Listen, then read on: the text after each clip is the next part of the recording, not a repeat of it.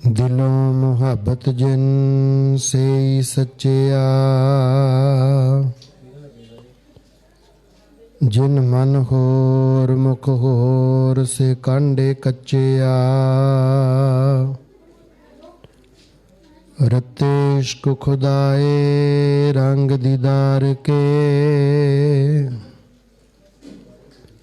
बिसरिया जिन नाम ते पोहे पार थिए। आप लिए लड़ लाए दर दरवेश से, तिन धन जनेंदी माओ आए सफल से। परवदिगार अपार अगम बेअंत तू, जिन्हीं पछाता सच चुम्मा पैर मुँह। तेरी पनह खुदाए तू बख्शंदगी, शेख फरीदै खैर दीजै बंदगी। विण तुद होर जे मंगना, सिर दुखां कै दुख।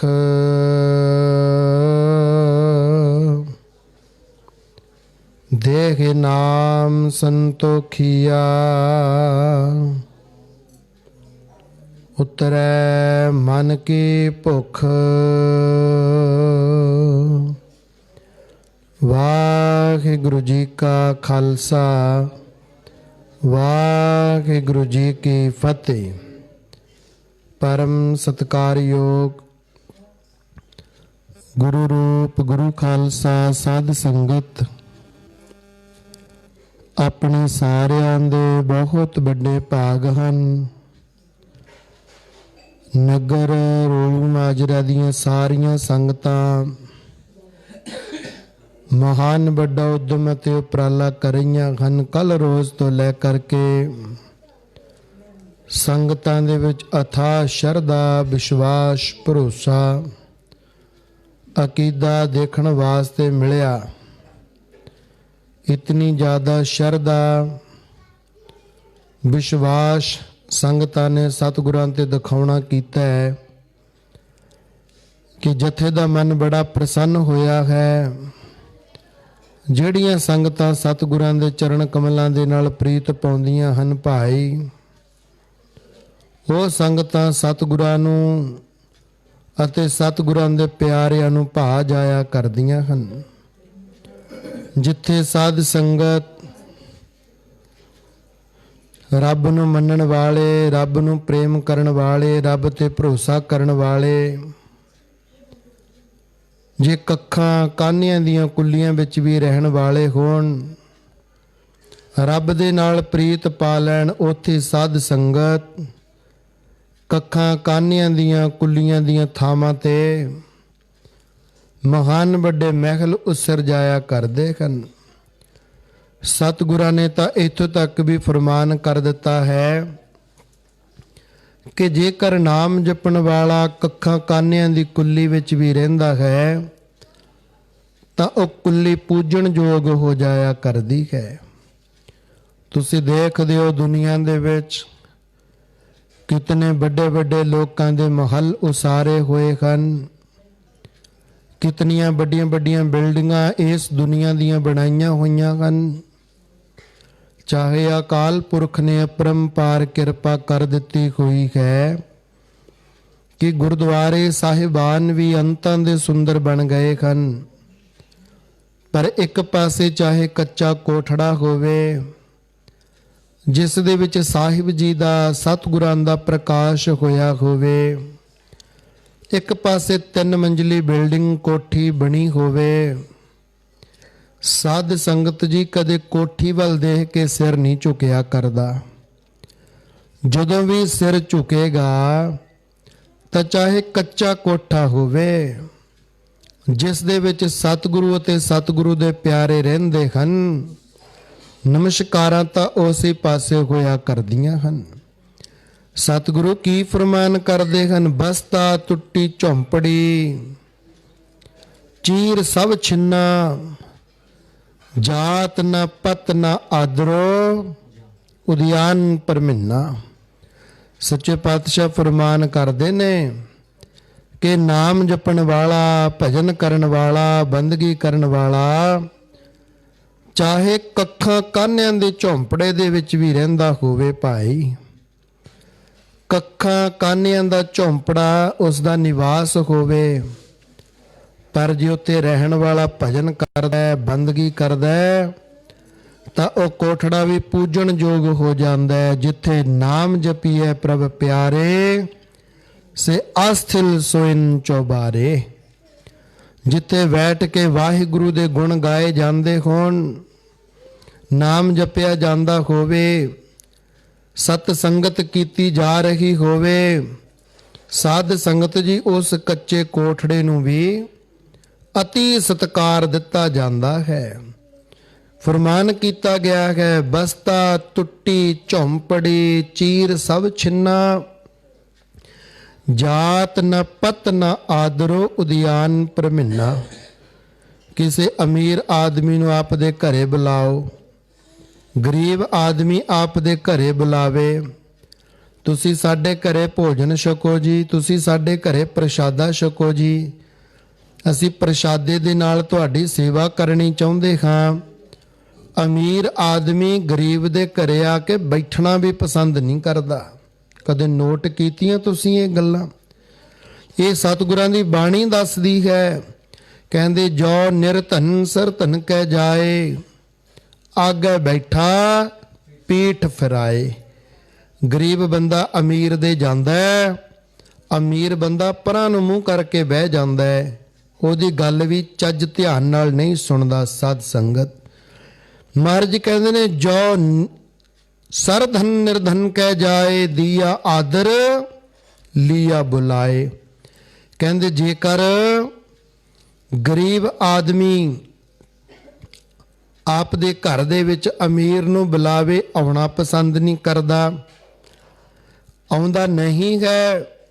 ਪਰ ਜੇਕਰ ਗਰੀਬ ਆਦਮੀ ਅਮੀਰ ਨੂੰ ਮਿਲਦਾ, ਬੜੇ ਪ੍ਰੇਮ ਨਾਲ ਬੁਲਾਉਂਦਾ ਹੈ।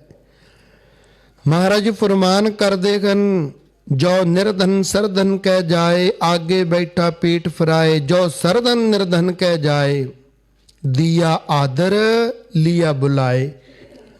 ਉਹ ਸਤਿਕਾਰ ਕਰਦਾ। ਇੱਥੋਂ ਤੱਕ ਕਹਿੰਦਾ ਕਿ ਕੀੜੀ ਦੇ ਘਰੇ ਨਰੈਣ ਆ ਗਏ, ਕੀੜੀ ਦੇ ਘਰੇ ਭਗਵਾਨ ਚੱਲ ਕੇ ਆ ਗਏ, ਤੁਸੀਂ ਸਾਡੇ ਘਰੇ ਜੋ ਆ ਗਏ ਹੋ। ਸਤਿਗੁਰੂ ਕਹਿੰਦੇ, ਨਿਰਧਨ ਸਰਧਨ ਦੋਨੋਂ ਭਾਈ, ਪ੍ਰਭ ਕੀ ਕਲਾ ਨਾ ਮੇਟੀ ਜਾਈ। ਕਹੋ ਕਬੀਰ ਨਿਰਧਨ ਹੈ ਸੋਈ, ਜਾ ਕੇ ਹਿਰਦੈ ਨਾਮ ਨਾ ਹੋਈ। ਕਹਿੰਦੇ ਸਾਨੂੰ ਜੇ ਤੁਸੀਂ ਪੁੱਛਦੇ ਹੋ ਨਾ, ਅਮੀਰ ਕੌਣ ਹੈ ਜੀ, ਗਰੀਬ ਕੌਣ ਹੈ ਜੀ, ਤਾਂ ਅਸੀਂ ਪਤਾ ਕਿਹਨੂੰ ਅਮੀਰ ਤੇ ਗਰੀਬ ਕਹਿੰਦੇ ਆ?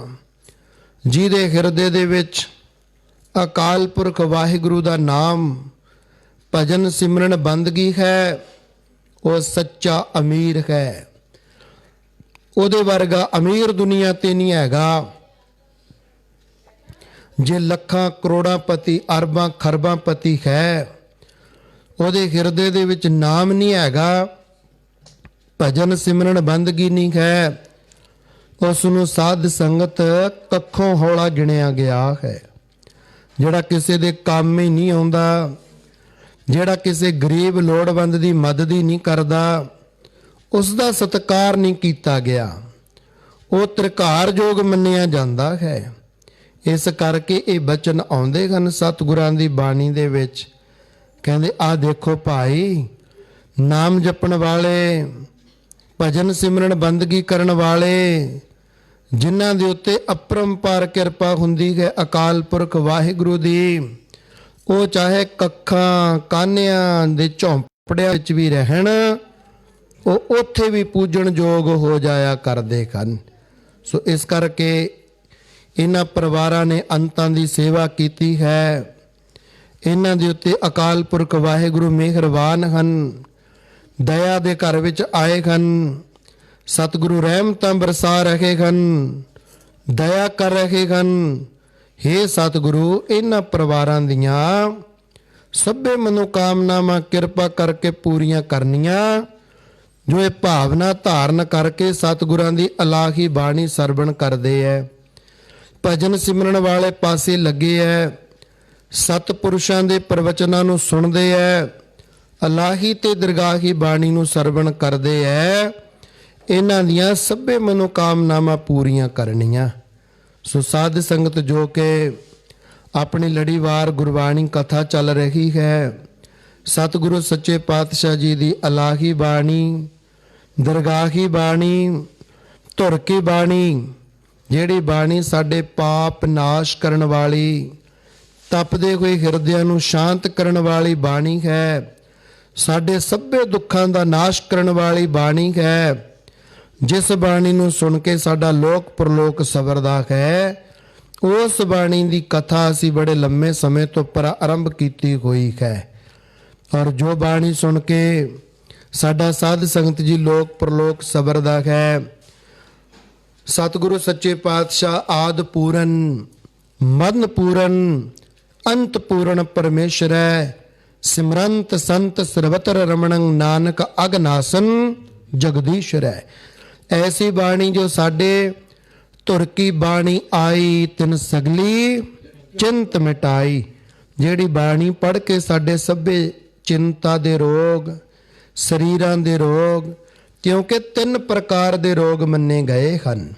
ਆਦ ਹੈ, ਵਿਆਦ ਹੈ, ਉਪਾਦ ਹੈ। ਜਦੋਂ ਆਪਾਂ ਅਰਦਾਸ ਬੇਨਤੀ ਸ਼ੁਰੂ ਕਰਦੇ ਹਾਂ, ਉੱਥੇ ਬਚਨ ਆਉਂਦਾ ਹੈ ਨਾ, ਤੀਨੇ ਤਾਪ ਨਿਵਾਰਣ ਹਾਰਾ, ਦੁੱਖ ਹੰਤਾ ਸੁਖ ਰਾਸ। ਸੱਚੇ ਪਾਤਸ਼ਾਹ ਤੁਸੀਂ ਸਾਡੇ 3 ਤਾਪ ਕੱਟ ਦਿੰਦੇ ਹੋ। 3 ਤਾਪ, ਆਦ, ਵਿਆਦ, ਉਪਾਦ। 3 ਤਾਪ ਨੇ। ਇੱਕ ਤਾਂ ਸਾਡੇ ਸਰੀਰਕ ਰੋਗ ਨੇ, ਇੱਕ ਮਾਨਸਿਕ ਰੋਗ ਨੇ, ਇੱਕ ਦੂਜਿਆਂ ਦੀ ਪ੍ਰਵਿਰਤਾ ਨੂੰ ਦੇਖ ਕੇ ਜੋ ਅਸੀਂ ਜੈਲਸ ਹੁੰਦੇ ਹਾਂ, ਇਹ ਰੋਗ ਨੇ। 3 ਪ੍ਰਕਾਰ ਦੇ ਰੋਗ ਨੇ। ਸੱਚੇ ਪਾਤਸ਼ਾਹ ਸਾਡੇ 3 ਹੀ ਕੱਟ ਦਿਓ। ਇਹੋ ਜੀ ਬਾਣੀ ਦੀ ਅਸੀਂ ਵਿਆਖਿਆ ਆਰੰਭ ਕੀਤੀ ਹੋਈ ਹੈ। 1355 ਨੰਬਰ ਅੰਗ ਤੇ ਵਿਚਾਰ ਕਰ ਰਹੇ ਹਾਂ। ਕੱਲ ਤੱਕ ਆਪਾਂ ਨੇ ਸਹਿਸਕ੍ਰਿਤੀ ਬਾਣੀ ਦੇ 17 ਸ਼ਲੋਕ ਵਿਚਾਰ ਲਏ ਹਨ। ਅੱਜ ਆਪਾਂ 18ਵੇਂ ਸ਼ਲੋਕ ਦੀ ਆਰੰਭਤਾ ਕਰਨੀ ਹੈ। ਮਨ ਚਿੱਤ ਬੁੱਧ ਨੂੰ ਇਕਾਗਰ ਕਰੋ, ਨਾਲ ਨਾਲ ਗੁਰਬਾਣੀ ਨੂੰ ਧਿਆਨ ਨਾਲ ਸੁਣੋ, ਅਰਥਾਂ ਵੱਲ ਧਿਆਨ ਦਿਓ, ਤਾਂ ਕਿ ਜੋ ਅਸੀਂ ਬਾਣੀ ਸੁਣਦੇ ਜਾਈਏ, ਕੰਨਾਂ ਦੇ ਡੂਨਿਆਂ ਦੇ ਰਾਹੀਂ ਹਿਰਦਾ ਸਥਾਨ ਵਿੱਚ ਵਸਾਉਂਦੇ ਜਾਈਏ। ਅੰਧਕਾਰ ਸਿਮਰਤ ਪ੍ਰਕਾਸ਼ੰ, ਗੁਣ ਰਮੰਤ ਅਗ ਖੰਡਨ ਹੈ, ਹਿਰਦ ਬਸੰਤ ਭੈ ਪੀਤ ਦੂਤ ਹੈ, ਕਰਮ ਕਰਤ ਮਹਾ ਨਿਰਮਲ ਹੈ, ਜਨਮ ਮਰਨ ਰਖੰਤ ਸਰੋਤਾ, ਸੁਖ ਸਮੂਹ ਅਮੋਗ ਦਰਸ਼ਨ ਹੈ, ਸ਼ਰਨ ਜੋਗੰ ਸੰਤ ਪ੍ਰਿਯ ਨਾਨਕ, ਸੋ ਭਗਵਾਨ ਖੇਮੰ ਕਰੋਤ। ਸਤਿਗੁਰੂ ਕੀ ਫਰਮਾਨ ਕਰਦੇ ਹਨ? ਅੰਧਕਾਰ ਸਿਮਰਤ ਪ੍ਰਕਾਸ਼ੰ, ਗੁਣ ਰਮੰਤ ਅਗ ਖੰਡਨ ਹੈ। ਪਰਮਾਤਮਾ ਦਾ ਨਾਮ ਸਿਮਰਿਆ ਅਗਿਆਨਤਾ ਦਾ ਅੰਧੇਰਾ ਦੂਰ ਹੋ ਜਾਂਦਾ ਹੈ। ਆਤਮਿਕ ਜੀਵਨ ਦੀ ਸੂਝ ਦਾ ਚਾਨਣ ਪ੍ਰਕਾਸ਼ ਹੋ ਜਾਂਦਾ ਹੈ। ਆ ਤੁਸੀਂ ਸੁਣ ਰਹੇ ਸੀ ਨਾ, ਸੇਵਾਦਾਰਾਂ ਪਾਸੋਂ, ਗ੍ਰੰਥੀ ਸਿੰਘਾਂ ਪਾਸੋਂ, ਗਿਆਨ ਅੰਜਨ ਗੁਰ ਦੀਆ, ਅਗਿਆਨ ਅੰਧੇਰ ਵਿਨਾਸ਼। ਗਿਆਨ ਦਾ ਸੁਰਮਾ ਸਾਡੀਆਂ ਅਗਿਆਨਤਾ ਦੀਆਂ ਅੱਖੀਆਂ ਦੇ ਵਿੱਚ ਪਾ ਦਿੱਤਾ। ਗਿਆਨ ਦਾ ਸੁਰਮਾ ਸਾਡੀਆਂ ਅਗਿਆਨਤਾ ਦੀਆਂ ਅੱਖੀਆਂ ਵਿੱਚ, ਸਾਡੇ ਅੰਦਰਲੇ ਮਨ ਦੀਆਂ ਅੱਖੀਆਂ ਦੇ ਵਿੱਚ ਪਾ ਦਿੱਤਾ ਗੁਰਾਂ ਨੇ। ਅੰਜਨ ਮੈਨੇ ਸੁਰਮਾ, ਗਿਆਨ ਅੰਜਨ ਗੁਰ ਦੀਆ, ਗੁਰੂ ਨੇ ਦੇ ਦਿੱਤਾ। ਜਦੋਂ ਗਿਆਨ ਦਾ ਸੁਰਮਾ ਸਾਡੇ ਹਿਰਦੇ ਵਿੱਚ ਵਸ ਗਿਆ, ਹੋਇਆ ਕਿ ਅਗਿਆਨ ਅੰਧੇਰ ਵਿਨਾਸ਼, ਅਗਿਆਨਤਾ ਦਾ ਹਨੇਰਾ ਮੂਰਖਮਤੀ ਦਾ ਹਨੇਰਾ, ਸਾਧ ਸੰਗਤ ਪਾਪਾਂ ਦਾ ਹਨੇਰਾ, ਦੁੱਖਾਂ ਦਾ ਹਨੇਰਾ, ਆਪੂ ਬਣੇ ਗੁਰੂਆਂ ਤੋਂ ਵਿਸ਼ਵਾਸ ਉਠਾ ਕਰਕੇ ਪੂਰਨ ਗੁਰੂ ਦੇ ਚਰਨਾਂ ਦੇ ਨਾਲ ਚਿੱਤ ਵਿਰਤੀ ਲਾਉਣ ਦਾ ਗਿਆਨ ਪ੍ਰਾਪਤ ਹੋ ਜਾਣਾ, ਸਤਿਪੁਰਸ਼ਾਂ ਦੀ ਸੰਗਤ ਵਿੱਚ ਆ ਜਾਣਾ, ਮਹਾਂਪੁਰਖਾਂ ਦੇ ਕਮਾਏ ਪ੍ਰਵਚਨਾਂ ਤੇ ਧਿਆਨ ਕੇਂਦਰਿਤ ਕਰਨਾ, ਇਹ ਗਿਆਨ ਪ੍ਰਾਪਤ ਹੋ ਗਿਆ। ਅਗਿਆਨ ਅੰਧੇਰ ਵਿਨਾਸ਼, ਵੱਡੀ ਕਿਰਪਾ ਕੀ ਹੋਈ, ਹਰ ਕਿਰਪਾ ਤੇ ਸੰਤ ਭੇਟਿਆ। ਸੱਚੇ ਪਾਤਸ਼ਾਹ ਨੇ ਇੰਨੀ ਕੁ ਦਇਆ ਕਰ ਦਿੱਤੀ, ਇੰਨੀ ਕੁ ਰਹਿਮਤ ਕਰ ਦਿੱਤੀ, ਬਖਸ਼ਿਸ਼ ਕਰ ਦਿੱਤੀ। ਹੇ ਮਹਾਰਾਜ, ਹਰ ਕਿਰਪਾ ਤੇ ਵਾਹਿਗੁਰੂ ਜੀ ਦੀ ਕਿਰਪਾ ਦੇ ਨਾਲ ਕੀ ਹੋਇਆ, ਹਰ ਕਿਰਪਾ ਤੇ ਸੰਤ ਭੇਟਿਆ, ਸੰਤ ਮਿਲ ਗਏ, ਸੰਤਾਂ ਦਾ ਮਿਲਾਪ ਹੋ ਗਿਆ, ਸਤਿਪੁਰਸ਼ਾਂ ਦੀ ਸੰਗਤ ਪ੍ਰਾਪਤ ਹੋ ਗਈ। ਹਰ ਕਿਰਪਾ ਤੇ ਸੰਤ ਭੇਟਿਆ, ਨਾਨਕ ਮਨ ਪ੍ਰਗਾਸ, ਮਨ ਦੇ ਵਿੱਚ ਗਿਆਨ ਦਾ ਪ੍ਰਕਾਸ਼ ਹੋ ਗਿਆ, ਪਾਪ ਕਰਮਾਂ ਤੋਂ ਮੁਕਤੀ ਹੋ ਗਈ। ਸਤਿਪੁਰਸ਼ਾਂ ਦੀ ਸੰਗਤ ਕਰਕੇ ਸਤ ਦਾ ਗਿਆਨ ਹੋ ਗਿਆ। ਹੁਣ ਜੇ ਤੁਸੀਂ ਨਿਸ਼ੈੜੀ ਪੁਰਸ਼ ਦੀ ਸੰਗਤ ਕਰੋਗੇ, ਨਸ਼ੇ ਦਾ ਗਿਆਨ ਹੋਏਗਾ। ਚੋਰ ਪੁਰਸ਼ ਦੀ ਸੰਗਤ ਕਰੋਗੇ, ਚੋਰੀ ਦਾ ਗਿਆਨ ਹੋਏਗਾ। ਠੱਗ ਪੁਰਸ਼ਾਂ ਦੀ ਸੰਗਤ ਕਰੋਗੇ, ਠੱਗੀ ਦਾ ਗਿਆਨ ਹੋਏਗਾ। ਮਹਾਨ ਪੁਰਸ਼ਾਂ ਦੀ, ਸਤਿਪੁਰਸ਼ਾਂ ਦੀ, ਬੰਦਗੀ ਵਾਲਿਆਂ ਦੀ ਸੰਗਤ ਕਰੋਗੇ, ਬੰਦਗੀ ਦਾ ਗਿਆਨ ਹੋਏਗਾ। ਸਤਿਪੁਰਸ਼ਾਂ ਦੀ ਸੰਗਤ ਵਿੱਚ ਆ ਕੇ ਜੇ ਅਗਿਆਨੀ ਬਣੇ ਰਹੇ, ਫਿਰ ਸਾਨੂੰ ਕੀ ਮਿਲਣਾ ਭਾਈ? ਮਹਾਰਾਜ ਕਹਿੰਦੇ ਹਨ ਕਿ ਐ ਸੱਜਣੋ, ਅੰਧਕਾਰ ਸਿਮਰਤ ਪ੍ਰਕਾਸ਼ੰ, ਗੁਣਰਮੰਤ ਅਗ ਖੰਡਣੈ। ਪਰਮਾਤਮਾ ਦਾ ਸਿਮਰਨ ਕੀਤਿਆਂ ਅਗਿਆਨਤਾ ਦਾ ਹਨੇਰਾ ਦੂਰ ਹੋ ਗਿਆ। ਆਤਮਿਕ ਜੀਵਨ ਸੂਝ-ਬੂਝ ਵਾਲਾ ਉੱਚਾ ਤੇ ਸੁੱਚਾ ਜੀਵਨ ਪ੍ਰਾਪਤ ਹੋ ਗਿਆ। ਰਿੱਧ ਬਸੰਤ ਭੈ ਭੀਤ ਦੂਤ ਹੈ, ਕਰਮ ਕਰਤ ਮਹਾ ਨਿਰਮਲੈ। ਪ੍ਰਭੂ ਦੇ ਗੁਣ ਚੇਤੇ ਕੀਤਿਆਂ ਪਾਪਾਂ ਦਾ ਹੋ ਗਿਆ ਨਾਸ਼। ਪ੍ਰਭੂ ਦਾ ਨਾਮ ਹਿਰਦੇ ਵਿੱਚ ਵਸਿਆ, ਜਮਦੂਤ ਵੀ ਦੂਰ ਚਲੇ ਗਏ। ਜਮਦੂਤਾਂ ਦਾ ਡਰ ਵੀ ਸਾਡੇ ਤੋਂ ਕਰੋੜਾਂ ਮੀਲ ਦੂਰ ਚਲਿਆ ਗਿਆ। ਉਹ ਮਨੁੱਖ ਬੜੇ ਪਵਿੱਤਰ ਹੋ ਗਏ ਜਿਨ੍ਹਾਂ ਦੇ ਹਿਰਦੇ ਵਿੱਚ ਨਾਮ ਵਸ ਗਿਆ। ਹਾਂ, ਤਾਂ ਆਪਾਂ ਵੀ ਸਾਰੇ ਪੰਜ ਤੱਤਾਂ ਦੇ, ਮਹਾਪੁਰਸ਼ ਵੀ ਪੰਜ ਤੱਤਾਂ ਦੇ ਹਨ। ਫਿਰ ਸਾਡਾ ਪੰਜ ਤੱਤਾਂ ਦਾ ਸਰੀਰ ਮਹਾਪੁਰਸ਼ਾਂ ਦੇ ਪੰਜ ਤੱਤਾਂ ਦੇ ਸਰੀਰ ਦੇ ਅੱਗੇ ਕਿਉਂ ਝੁਕਦਾ ਹੈ? ਕੋਈ ਛੇਵਾਂ ਤੱਤ ਜ਼ਰੂਰ ਹੋਏਗਾ ਉਹਨਾਂ ਦੇ ਵਿੱਚ, ਜਿਹੜੇ ਤੱਤ ਦੀ ਸਾਡੇ ਵਿੱਚ ਕਮੀ ਹੈ, ਸਾਡੇ ਵਿੱਚ ਘਾਟ ਹੈ। ਕਿਹੜਾ ਹੈ ਉਹ ਤੱਤ? ਕਦੇ ਦ੍ਰਿਸ਼ਟੀ ਮਾਰ ਕੇ ਦੇਖੀਏ। ਅਸੀਂ ਉੱਠਦੇ ਹਾਂ 7 ਵਜੇ, ਮਹਾਪੁਰਸ਼ ਉੱਠਦੇ ਨੇ 2 ਵਜੇ। ਕੀ ਅਸੀਂ ਉਹਨਾਂ ਦੀ ਬਰਾਬਰੀ ਕਰ ਲਵਾਂਗੇ? ਉਹ ਉੱਠ ਕੇ ਪਰਮੇਸ਼ਰ ਦੇ ਵਿੱਚ ਚਿਤਵਿਰਤੀ ਜੋੜ ਲੈਂਦੇ ਹਨ। ਅਸੀਂ ਉੱਠ ਕੇ ਪਰਿਵਾਰ ਦੇ ਨਾਲ ਪਹਿਲਾਂ ਲੜਾਈਆਂ ਕਰਦੇ ਹਾਂ, ਕ੍ਰੋਧ ਕਰਦੇ ਹਾਂ, ਨਫ਼ਰਤ ਕਰਦੇ ਹਾਂ ਆਪਣੇ ਵਿੱਚ। ਤੇ ਮਹਾਪੁਰਸ਼ਾਂ ਦੇ ਵਿੱਚ ਇੱਕਮਿਕਤਾ ਕਿੱਦਾਂ ਆ ਜਾਏਗੀ? ਅਸੀਂ ਅੰਮ੍ਰਿਤ ਵੇਲੇ ਉੱਠ ਕੇ ਡੰਗਰ ਪਸ਼ੂ ਸੰਭਾਲਦੇ ਹਾਂ, ਕੰਮਾਂ ਕਾਰਾਂ ਤੇ ਜਾਂਦੇ ਹਾਂ। ਮਹਾਪੁਰਸ਼ ਉੱਠ ਕੇ ਪਰਮੇਸ਼ਰ 'ਚ ਚਿੱਤਵਿਰਤੀ ਲਗਾਉਂਦੇ ਹਨ। ਦਿਨ ਚੜ੍ਹਦਾ ਗਏ ਅਸੀਂ ਰੋਟੀ ਪਿੱਛੇ ਲੜਾਈਆਂ ਕਰਦੇ ਹਾਂ। ਮਹਾਪੁਰਸ਼ 4-4 ਘੰਟੇ ਦਾ ਚੌਂਕੜਾ ਲਗਾ ਕੇ ਪਰਮੇਸ਼ਰ ਦੀ ਯਾਦ ਵਿੱਚ ਜੁੜੇ ਬੈਠੇ ਰਹਿੰਦੇ ਹਨ। ਦਿਨ ਚੜ੍ਹਦਾ ਹੈ ਅਸੀਂ ਠੱਗੀਆਂ ਮਾਰਦੇ ਹਾਂ, ਅਸੀਂ ਸਸਤਾ ਸਮਾਨ ਲਿਆ ਕੇ ਮਹਿੰਗਾ ਵੇਚਦੇ ਹਾਂ। ਦੁੱਧ ਦੀ ਬਾਲਟੀ ਮੱਝ ਕੋਲੋਂ ਲਈ, 1 ਬਾਲਟੀ ਦੀਆਂ 2 ਬਣਾ ਦਿੰਦੇ ਹਾਂ। 4 ਲੀਟਰ ਦੁੱਧ ਦੇ ਵਿੱਚ 1 ਲੀਟਰ ਪਾਣੀ ਪਾ ਦਿੰਦੇ ਹਾਂ। ਮਹਾਪੁਰਸ਼ਾਂ ਕੋਲ ਜਦੋਂ ਅਸੀਂ ਜਾਈਏ, ਉਹ ਸਾਨੂੰ ਸੱਤ ਦਾ ਗਿਆਨ ਕਰਾਉਂਦੇ ਹਨ। ਕਈ ਕਹਿੰਦੇ ਮਹਾਪੁਰਸ਼ਾਂ ਦਾ ਸਤਿਕਾਰ ਕਿਉਂ, ਮਹਾਪੁਰਸ਼ਾਂ ਨੂੰ ਨਮਸਕਾਰ ਕਿਉਂ?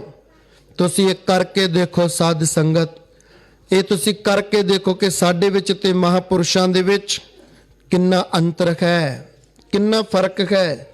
ਸਾਡਾ ਸਾਰਾ ਦਿਨ ਠੱਗੀਆਂ ਠੋਰੀਆਂ ਵਿੱਚ ਲੰਘ ਗਿਆ, ਪਾਪ ਕਰਮਾਂ ਵਿੱਚ ਲੰਘ ਗਿਆ, ਵਿਸ਼ੇ ਵਿਕਾਰਾਂ ਦੇ ਵਿੱਚ ਲੰਘ ਗਿਆ। ਮਹਾਪੁਰਖਾਂ ਕੋਲ ਅਸੀਂ ਜਾ ਕੇ ਆਪ ਦੇ ਦੁੱਖ ਰੋਂਦੇ ਰਹੇ। ਉਹ ਨਾਮ ਨਾਲ ਜੋੜੀ ਗਏ, ਉਹ ਭਜਨ ਨਾਲ ਜੋੜੀ ਗਏ, ਸਿਮਰਨ ਦੇ ਨਾਲ ਜੋੜੀ ਗਏ, ਬੰਦਗੀ ਦੇ ਨਾਲ ਜੋੜੀ ਗਏ। ਦਿਲੋਂ ਮੁਹੱਬਤ ਜਿਨ ਸਹੀ ਸੱਚਿਆ। ਉਹ ਸਾਨੂੰ ਬੰਦਗੀ ਦੇ ਨਾਲ ਜੋੜਦੇ ਰਹੇ। ਅਸੀਂ ਉਹਨਾਂ ਕੋਲੋਂ ਬਚਨ ਸੁਣੇ, ਬਾਹਰ ਆ ਕੇ ਫਿਰ ਪਾਪ ਕਰਮਾਂ ਵਿੱਚ ਖਚਤ ਹੋ ਗਏ। ਫਿਰ ਅਸੀਂ ਕਹਿੰਦੇ ਅਸੀਂ ਤਾਂ ਸੰਤਾਂ ਨੂੰ ਮੰਨਦੇ ਨਹੀਂ। ਭਾਈ ਤੂੰ ਕਾਹਨੂੰ ਮੰਨੇ? ਜੇ ਤੈਨੂੰ ਕਹਿਣ ਦਾਰੂ ਪੀ, ਮੀਟ ਖਾ, ਸਿਗਰਟਾਂ ਪੀ, ਜਰਦੇ ਮਲ, ਭੁੱਕੀਆਂ ਖਾ, ਫਿਰ ਤਾਂ ਤੂੰ ਕਵੇਂ ਸੰਤ ਮੇਰੀ ਕੈਟਾਗਰੀ ਦੇ ਨੇ, ਇਹ ਸੰਤ ਮੈਨੂੰ ਪਸੰਦ ਨੇ। ਹੁਣ ਸੰਤਾਂ ਨੇ ਤੈਨੂੰ ਮਾੜੇ ਕੰਮਾਂ ਤੋਂ ਹਟਾਉਣਾ, ਮਾੜੇ ਕਰਮਾਂ ਤੋਂ ਰੋਕਣਾ, ਵਿਵਰਜਿਤ ਕਰਨਾ ਹੈ। ਫਿਰ ਤੇਰੀ ਉਹਨਾਂ ਦੇ ਨਾਲ ਸਾਂਝ ਕਿਵੇਂ ਬਣ ਆਵੇਗੀ? ਉਹਦੇ ਨਾਲ ਤੇਰੀ ਪ੍ਰੀਤ ਬਣੇਗੀ ਜਿਹੜਾ ਤੇਰੀ ਹਾਂ ਵਿੱਚ ਹਾਂ ਮਿਲਾਵੇਗਾ। ਹੁਣ ਜਿਹਨੇ ਤੇਰੇ ਸਾਰੇ ਔਗਣ ਦੱਸ ਕੇ ਤੇਰੇ ਸਾਹਮਣੇ ਪੇਸ਼ ਕਰ ਦੇਣੇ ਨੇ, ਉਹ ਤੈਨੂੰ ਕਿੱਥੇ ਚੰਗਾ ਲੱਗਣਾ? ਸੋ ਇਸ ਕਰਕੇ ਮਹਾਰਾਜ ਸਾਨੂੰ ਕਹਿੰਦੇ ਨੇ ਤੂੰ ਆਪ ਦੇ ਔਗਣਾਂ ਨੂੰ ਚੇਤੇ ਕਰ, ਨਾਮ ਜਪ, ਤੇਰੇ ਔਗਣ ਨਾਸ਼ ਹੋ ਜਾਣਗੇ। ਭੋਰੀ ਦਿੱਤੀ ਮੈਂ ਪਾਹੇ, ਮਹਾਰਾਜ ਕਹਿੰਦੇ ਪਾਹੇ ਬਲੰਦੜੀ ਬੁੱਝ ਗਈ, ਭੋਰੀ ਦਿੱਤੀ ਮੈਂ ਪਾਹੇ। ਕਹਿੰਦੇ ਜਿਵੇਂ ਬੜਾ ਸਾਰਾ ਲੱਕੜਾਂ ਦਾ ਢੇਰ ਹੋਵੇ, ਥੋੜੀ ਜਿੰਨੀ ਅਗਨੀ ਉਸ ਨੂੰ ਦਿਖਾ ਦਿਓ, ਅਗਨ ਲੱਗਣ ਸਾਰ ਸਾਰਾ ਢੇਰ ਖਤਮ ਹੋ ਜਾਂਦਾ ਹੈ। ਇਵੇਂ ਵਾਹਿਗੁਰੂ ਜੀ ਦਾ ਨਾਮ ਸਾਡੀ ਜ਼ਿੰਦਗੀ ਦੇ, ਸਾਡੇ ਅਗਲੇ ਪਿਛਲੇ ਕਰਮਾਂ ਦੇ ਪਾਪਾਂ ਨੂੰ ਖਤਮ ਕਰਨ ਦੇ ਵਾਸਤੇ ਸਤਨਾਮ ਵਾਹਿਗੁਰੂ ਮੰਤਰ ਬਹੁਤ ਹੈ। ਪਰ ਜੇ ਅਸੀਂ ਮੰਨਣ ਵਾਲੇ ਹੋਈਏ, ਜੇ ਜਪਣ ਵਾਲੇ ਹੋਈਏ, ਤਾਂ ਜੇ ਕਿਤੇ ਇਹ ਗੱਲ ਕਹਿ ਦਿੱਤੀ ਤੁਸੀਂ ਤਾਂ ਜੀ ਨਾਮ ਹੀ ਜਪਾਈ ਜਾਂਦੇ ਹੋ, ਤੁਸੀਂ ਕੋਈ ਜੁਗਤੀ ਦੱਸੋ, ਕੋਈ ਐਸਾ ਵੈਸਾ ਕੰਮ ਕਰ ਦੋ ਸਾਡੇ ਪਾਪ ਆਪੇ ਹੀ ਕੱਟੇ ਜਾਣ, ਇਹ ਕਿੱਦਾਂ ਹੋ ਸਕਦਾ ਹੈ? ਤੁਹਾਨੂੰ ਖੁਦ ਭਜਨ ਕਰਨਾ ਪਏਗਾ, ਪ੍ਰਵਚਨ ਸੁਣਨੇ ਪੈਣਗੇ, ਪਾਪ ਕਰਮਾਂ ਦਾ ਤਿਆਗ ਕਰਨਾ ਪਏਗਾ, ਸਤਿਪੁਰਸ਼ਾਂ ਦੀ ਸੰਗਤ ਧਾਰਨ ਕਰਨੀ ਪਏਗੀ, ਤਾਂ ਕਿਤੇ ਜਾ ਕੇ ਤੁਹਾਡਾ ਲੋਕ ਅਤੇ ਪ੍ਰਲੋਕ ਸਵਰ ਸਕਦਾ ਹੈ। ਮਹਾਰਾਜ ਜੀ ਕਹਿੰਦੇ ਨੇ ਰਿੱਧ ਬਸੰਤ ਭੈ ਪੀਤ ਦੂਤ ਹੈ, ਕਰਮ ਕਰਤ ਮਹਾ ਨਿਰਮਲ ਹੈ।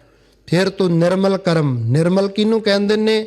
ਨਿਰ ਪਲਸ ਮਲ, ਮਲ ਤੋਂ ਰਹਿਤ, ਮੈਲ ਤੋਂ ਰਹਿਤ, ਪਾਪ ਕਰਮਾਂ ਤੋਂ ਰਹਿਤ ਜਿਹੜੇ ਤੂੰ ਕਰਮ ਕਰੇਗਾ, ਉਹ ਤੈਨੂੰ ਜਮਦੂਤਾਂ ਦੀ ਡੈਥ ਮੈਸੇਂਜਰਸ, ਡੈਥ ਐਂਜਲਸ ਦੀ ਮਾਰ ਤੋਂ ਤੈਨੂੰ ਬਚਾ ਸਕਦੇ ਹਨ। ਜਨਮ ਮਰਨ ਰਖੰਤ ਸਰੋਤਾ, ਸੁਖ ਸਮੂਹ ਅਮੋਗ ਦਰਸ਼ਨ ਹੈ। ਪ੍ਰਭੂ ਦੀ ਸਿਫਤ ਸਲਾਹ ਸੁਣਨ ਵਾਲੇ ਦਾ ਜਨਮ ਮਰਨ ਦਾ ਗੇੜ ਖਤਮ ਹੋ ਜਾਂਦਾ ਹੈ।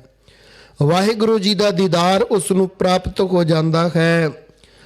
ਅਨੇਕਾਂ ਪਾਪ ਕਰਮਾਂ ਨੂੰ ਖਤਮ ਕਰਕੇ ਸੁੱਖਾਂ ਵਾਲਾ ਜੀਵਨ ਬਤੀਤ ਕਰਦਾ ਹੈ। ਜੇ ਕਿਤੇ ਮੈਂ ਤੁਹਾਨੂੰ ਇੱਕ ਬੜਾ ਪੁਰਾਣਾ ਪ੍ਰਸੰਗ ਹੈ, ਬੜਾ ਆਨੰਦਦਾਇਕ ਭਾਈ ਪੱਲੇ ਦਾ ਪ੍ਰਸੰਗ ਜੇ ਮੈਂ ਕਿਤੇ ਤੁਹਾਨੂੰ ਸੁਣਾਵਾਂ, ਤੁਹਾਨੂੰ ਲੱਗੇਗਾ ਜਿਵੇਂ ਕਿੰਨੀਆਂ ਸੰਗਤਾਂ ਅੱਜ ਸਾਨੂੰ ਮਿਲੀਆਂ, ਉਹ ਸਾਰੀਆਂ ਸੰਗਤ ਤੇ ਗੱਲ ਕਹਿੰਦੀਆਂ ਸਨ ਕਿ ਜੋ ਤੁਸੀਂ ਰਾਤ ਪ੍ਰਵਚਨ ਦੇ ਰਹੇ ਸੀ, ਇਉਂ ਮਹਿਸੂਸ ਹੋ ਰਿਹਾ ਸੀ ਕਿ ਉਹ ਮੈਨੂੰ ਹੀ ਕੀਤੇ ਜਾ ਰਹੇ ਹਨ। ਉਹ ਸਾਰੇ ਬਚਨ ਮੇਰੀ ਜ਼ਿੰਦਗੀ ਦੇ, ਮੇਰੇ ਜੀਵਨ ਦੇ ਹੀ ਉਹ ਕਰਮ ਹਨ ਸਾਰੇ, ਜੋ ਤੁਸੀਂ ਰਾਤਰੀ ਦੇ ਦੀਵਾਨ ਵਿੱਚ ਸੁਣਾਏ। ਸਾਨੂੰ ਅੱਛਾ ਵੀ ਲੱਗਿਆ, ਪਰ ਸਾਡੇ ਮਨ ਦਾ ਸੰਕਲਪ ਸੀ ਜੇ ਤੈਨੂੰ ਅੱਛੇ ਲੱਗੇ ਨੇ ਤਾਂ ਇਹਨਾਂ ਬਚਨਾਂ ਨੂੰ ਜ਼ਿੰਦਗੀ 'ਚ ਕਮਾ, ਇਹਨਾਂ ਬਚਨਾਂ ਅਨੁਸਾਰ ਚੱਲ, ਪਾਪ ਕਰਮਾਂ ਤੋਂ ਬਚਣ ਦਾ ਪ੍ਰਯਤਨ ਕਰ, ਦੁੱਖ ਕਰਮਾਂ ਨੂੰ ਛੱਡ, ਦੁਸ਼ਿਤ ਕਰਮਾਂ ਦਾ ਤਿਆਗ ਕਰ, ਅੱਛੇ ਕਰਮਾਂ ਨੂੰ ਧਾਰਨ ਕਰ। ਇਵੇਂ ਕਿਵੇਂ ਜੋ ਸਤਿਗੁਰੂ ਕਹਿੰਦੇ ਨੇ ਜਨਮ ਮਰਨ ਰਹੰਤ ਸਰੋਤਾ, ਸੁਖ ਸਮੂਹ ਅਮੋਗ ਦਰਸ਼ਨ ਹੈ।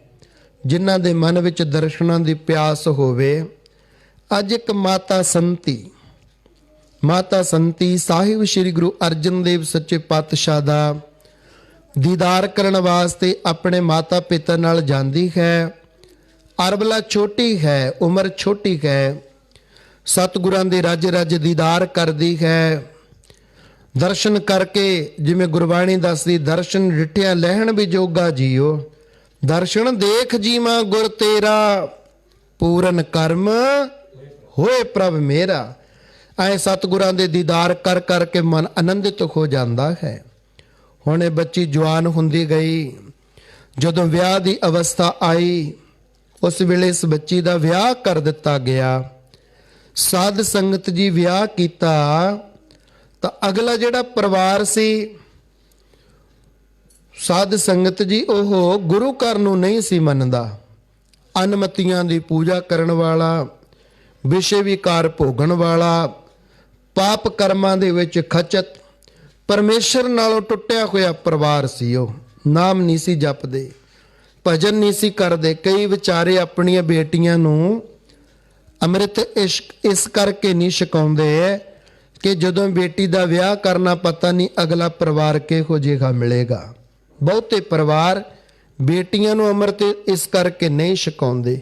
ਤੇ ਇਹ ਹੁੰਦਾ ਵੀ ਹੈ ਭਾਈ, ਕਈ ਵਾਰੀ ਵਿਚਾਰੀਆਂ ਪਹਿਲਾਂ ਅੰਮ੍ਰਿਤ ਛਕਿਆ ਹੁੰਦਾ, ਨਿਤਨੇਮ ਕਰਦੀਆਂ ਨੇ, ਪਰ ਜਦੋਂ ਐਸੇ ਪਰਿਵਾਰਾਂ 'ਚ ਚਲੀਆਂ ਜਾਂਦੀਆਂ ਨੇ, ਕਈ ਸੰਗਤਾਂ ਆਉਂਦੀਆਂ ਫੌਰਨ ਤੋਂ ਸਾਡੇ ਕੋਲ, ਅਸੀਂ ਪੁੱਛਦੇ ਵੀ ਹਾਂ ਵੀ ਜਦੋਂ ਤੇਰੇ ਆਨੰਦ ਕਾਰਜ ਕਰਾਏ ਸੀ, ਤੇਰੇ ਦਮਾਲਾ ਸਜਾਇਆ ਸੀ, ਤੂੰ ਕੇਸਗੀ ਬੰਨ੍ਹਦੀ ਹੁੰਦੀ ਸੀ, 3-4 ਸਾਲ ਤੈਨੂੰ ਹੋ ਗਏ ਬਾਹਰ ਗਈ ਨੂੰ, ਤੇ ਹੁਣ ਤੂੰ ਆਈ ਹੈ ਤੇ ਤੂੰ ਆ ਬਾਲ ਵੀ ਹੋਰ ਹੀ ਤਰ੍ਹਾਂ ਦੇ ਰਿਮਾਂਡਿੰਗ ਕਰਵਾਈ ਫਿਰਦੀ ਹੈ, ਤੇ ਤੂੰ ਤੇਰਾ ਗਾਤਰਾ ਸ੍ਰੀ ਸਾਹਿਬ ਕਿੱਥੇ ਹੈ? ਕਹਿੰਦੀ ਜੀ ਜਿੱਥੇ ਮੇਰਾ ਵਿਆਹ ਹੋਇਆ ਸੀ ਨਾ ਉਹ ਅੰਮ੍ਰਿਤ ਧਾਰੀ ਨਹੀਂ ਸਨ। ਪਹਿਲਾਂ ਗੱਲਾਂ ਬੜੀਆਂ ਕਰਦੇ ਵੀ ਅਸੀਂ ਵੀ ਛਕ ਲਾਂਗੇ, ਲੜਕੀ ਅੱਛੀ ਹੈ, ਅੱਛੇ ਸੰਸਕਾਰਾਂ ਵਾਲੀ ਹੈ, ਇਹਦੀ ਸਾਡੇ ਲੜਕੇ ਦੇ ਨਾਲ ਠੀਕ ਹੈ, ਮੈਰਿਜ ਕਰ ਦਿਓ, ਸਾਰੀਆਂ ਗੱਲਾਂ ਮੰਨਦੇ ਸਨ। ਪਰ ਜਦੋਂ ਵਿਆਹ ਕਰਕੇ ਬੇਟੀ ਨੂੰ ਉੱਥੇ ਭੇਜ ਦਿੱਤਾ ਗਿਆ ਤਾਂ ਉਹ ਸਾਰੇ ਪਰਿਵਾਰ ਨੇ ਆਪ ਤਾਂ ਕੀ ਛਕਣਾ ਸੀ, ਇਹਦਾ ਵੀ ਛਡਵਾਤਾ। ਫਿਰ ਅਸੀਂ ਪੁੱਛਦੇ ਹਾਂ ਚੱਲ ਜੇ ਅੰਮ੍ਰਿਤ ਭੰਗ ਹੋ ਗਿਆ, ਨਿਤਨੇਮ ਕਰਦੀਆਂ? ਕਹਿੰਦੀ ਬਾਬਾ ਜੀ ਕਿੱਥੇ ਹੁੰਦਾ ਨਿਤਨੇਮ, ਕੰਮਾਂ ਕਾਰਾਂ ਤੋਂ ਹੀ ਨਹੀਂ ਵਿਹਲ ਮਿਲਦੀ।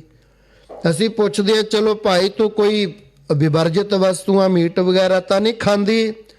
ਕਹਿੰਦੀ ਨਹੀਂ ਮੀਟ ਨਹੀਂ ਮੈਂ ਖਾਂਦੀ, ਤਰੀ ਤਰੀ ਖਾ ਲੈਂਦੀ ਹੁੰਨੀ ਆ। ਜਾਣੀ ਕਹਿਣ ਦਾ ਮਤਲਬ ਉਹਨਾਂ ਨੂੰ ਆਪ ਦੇ ਵਰਗੇ ਬਣਾਉਣਾ ਸੀ, ਉਹ ਨਹੀਂ ਬਣੇ।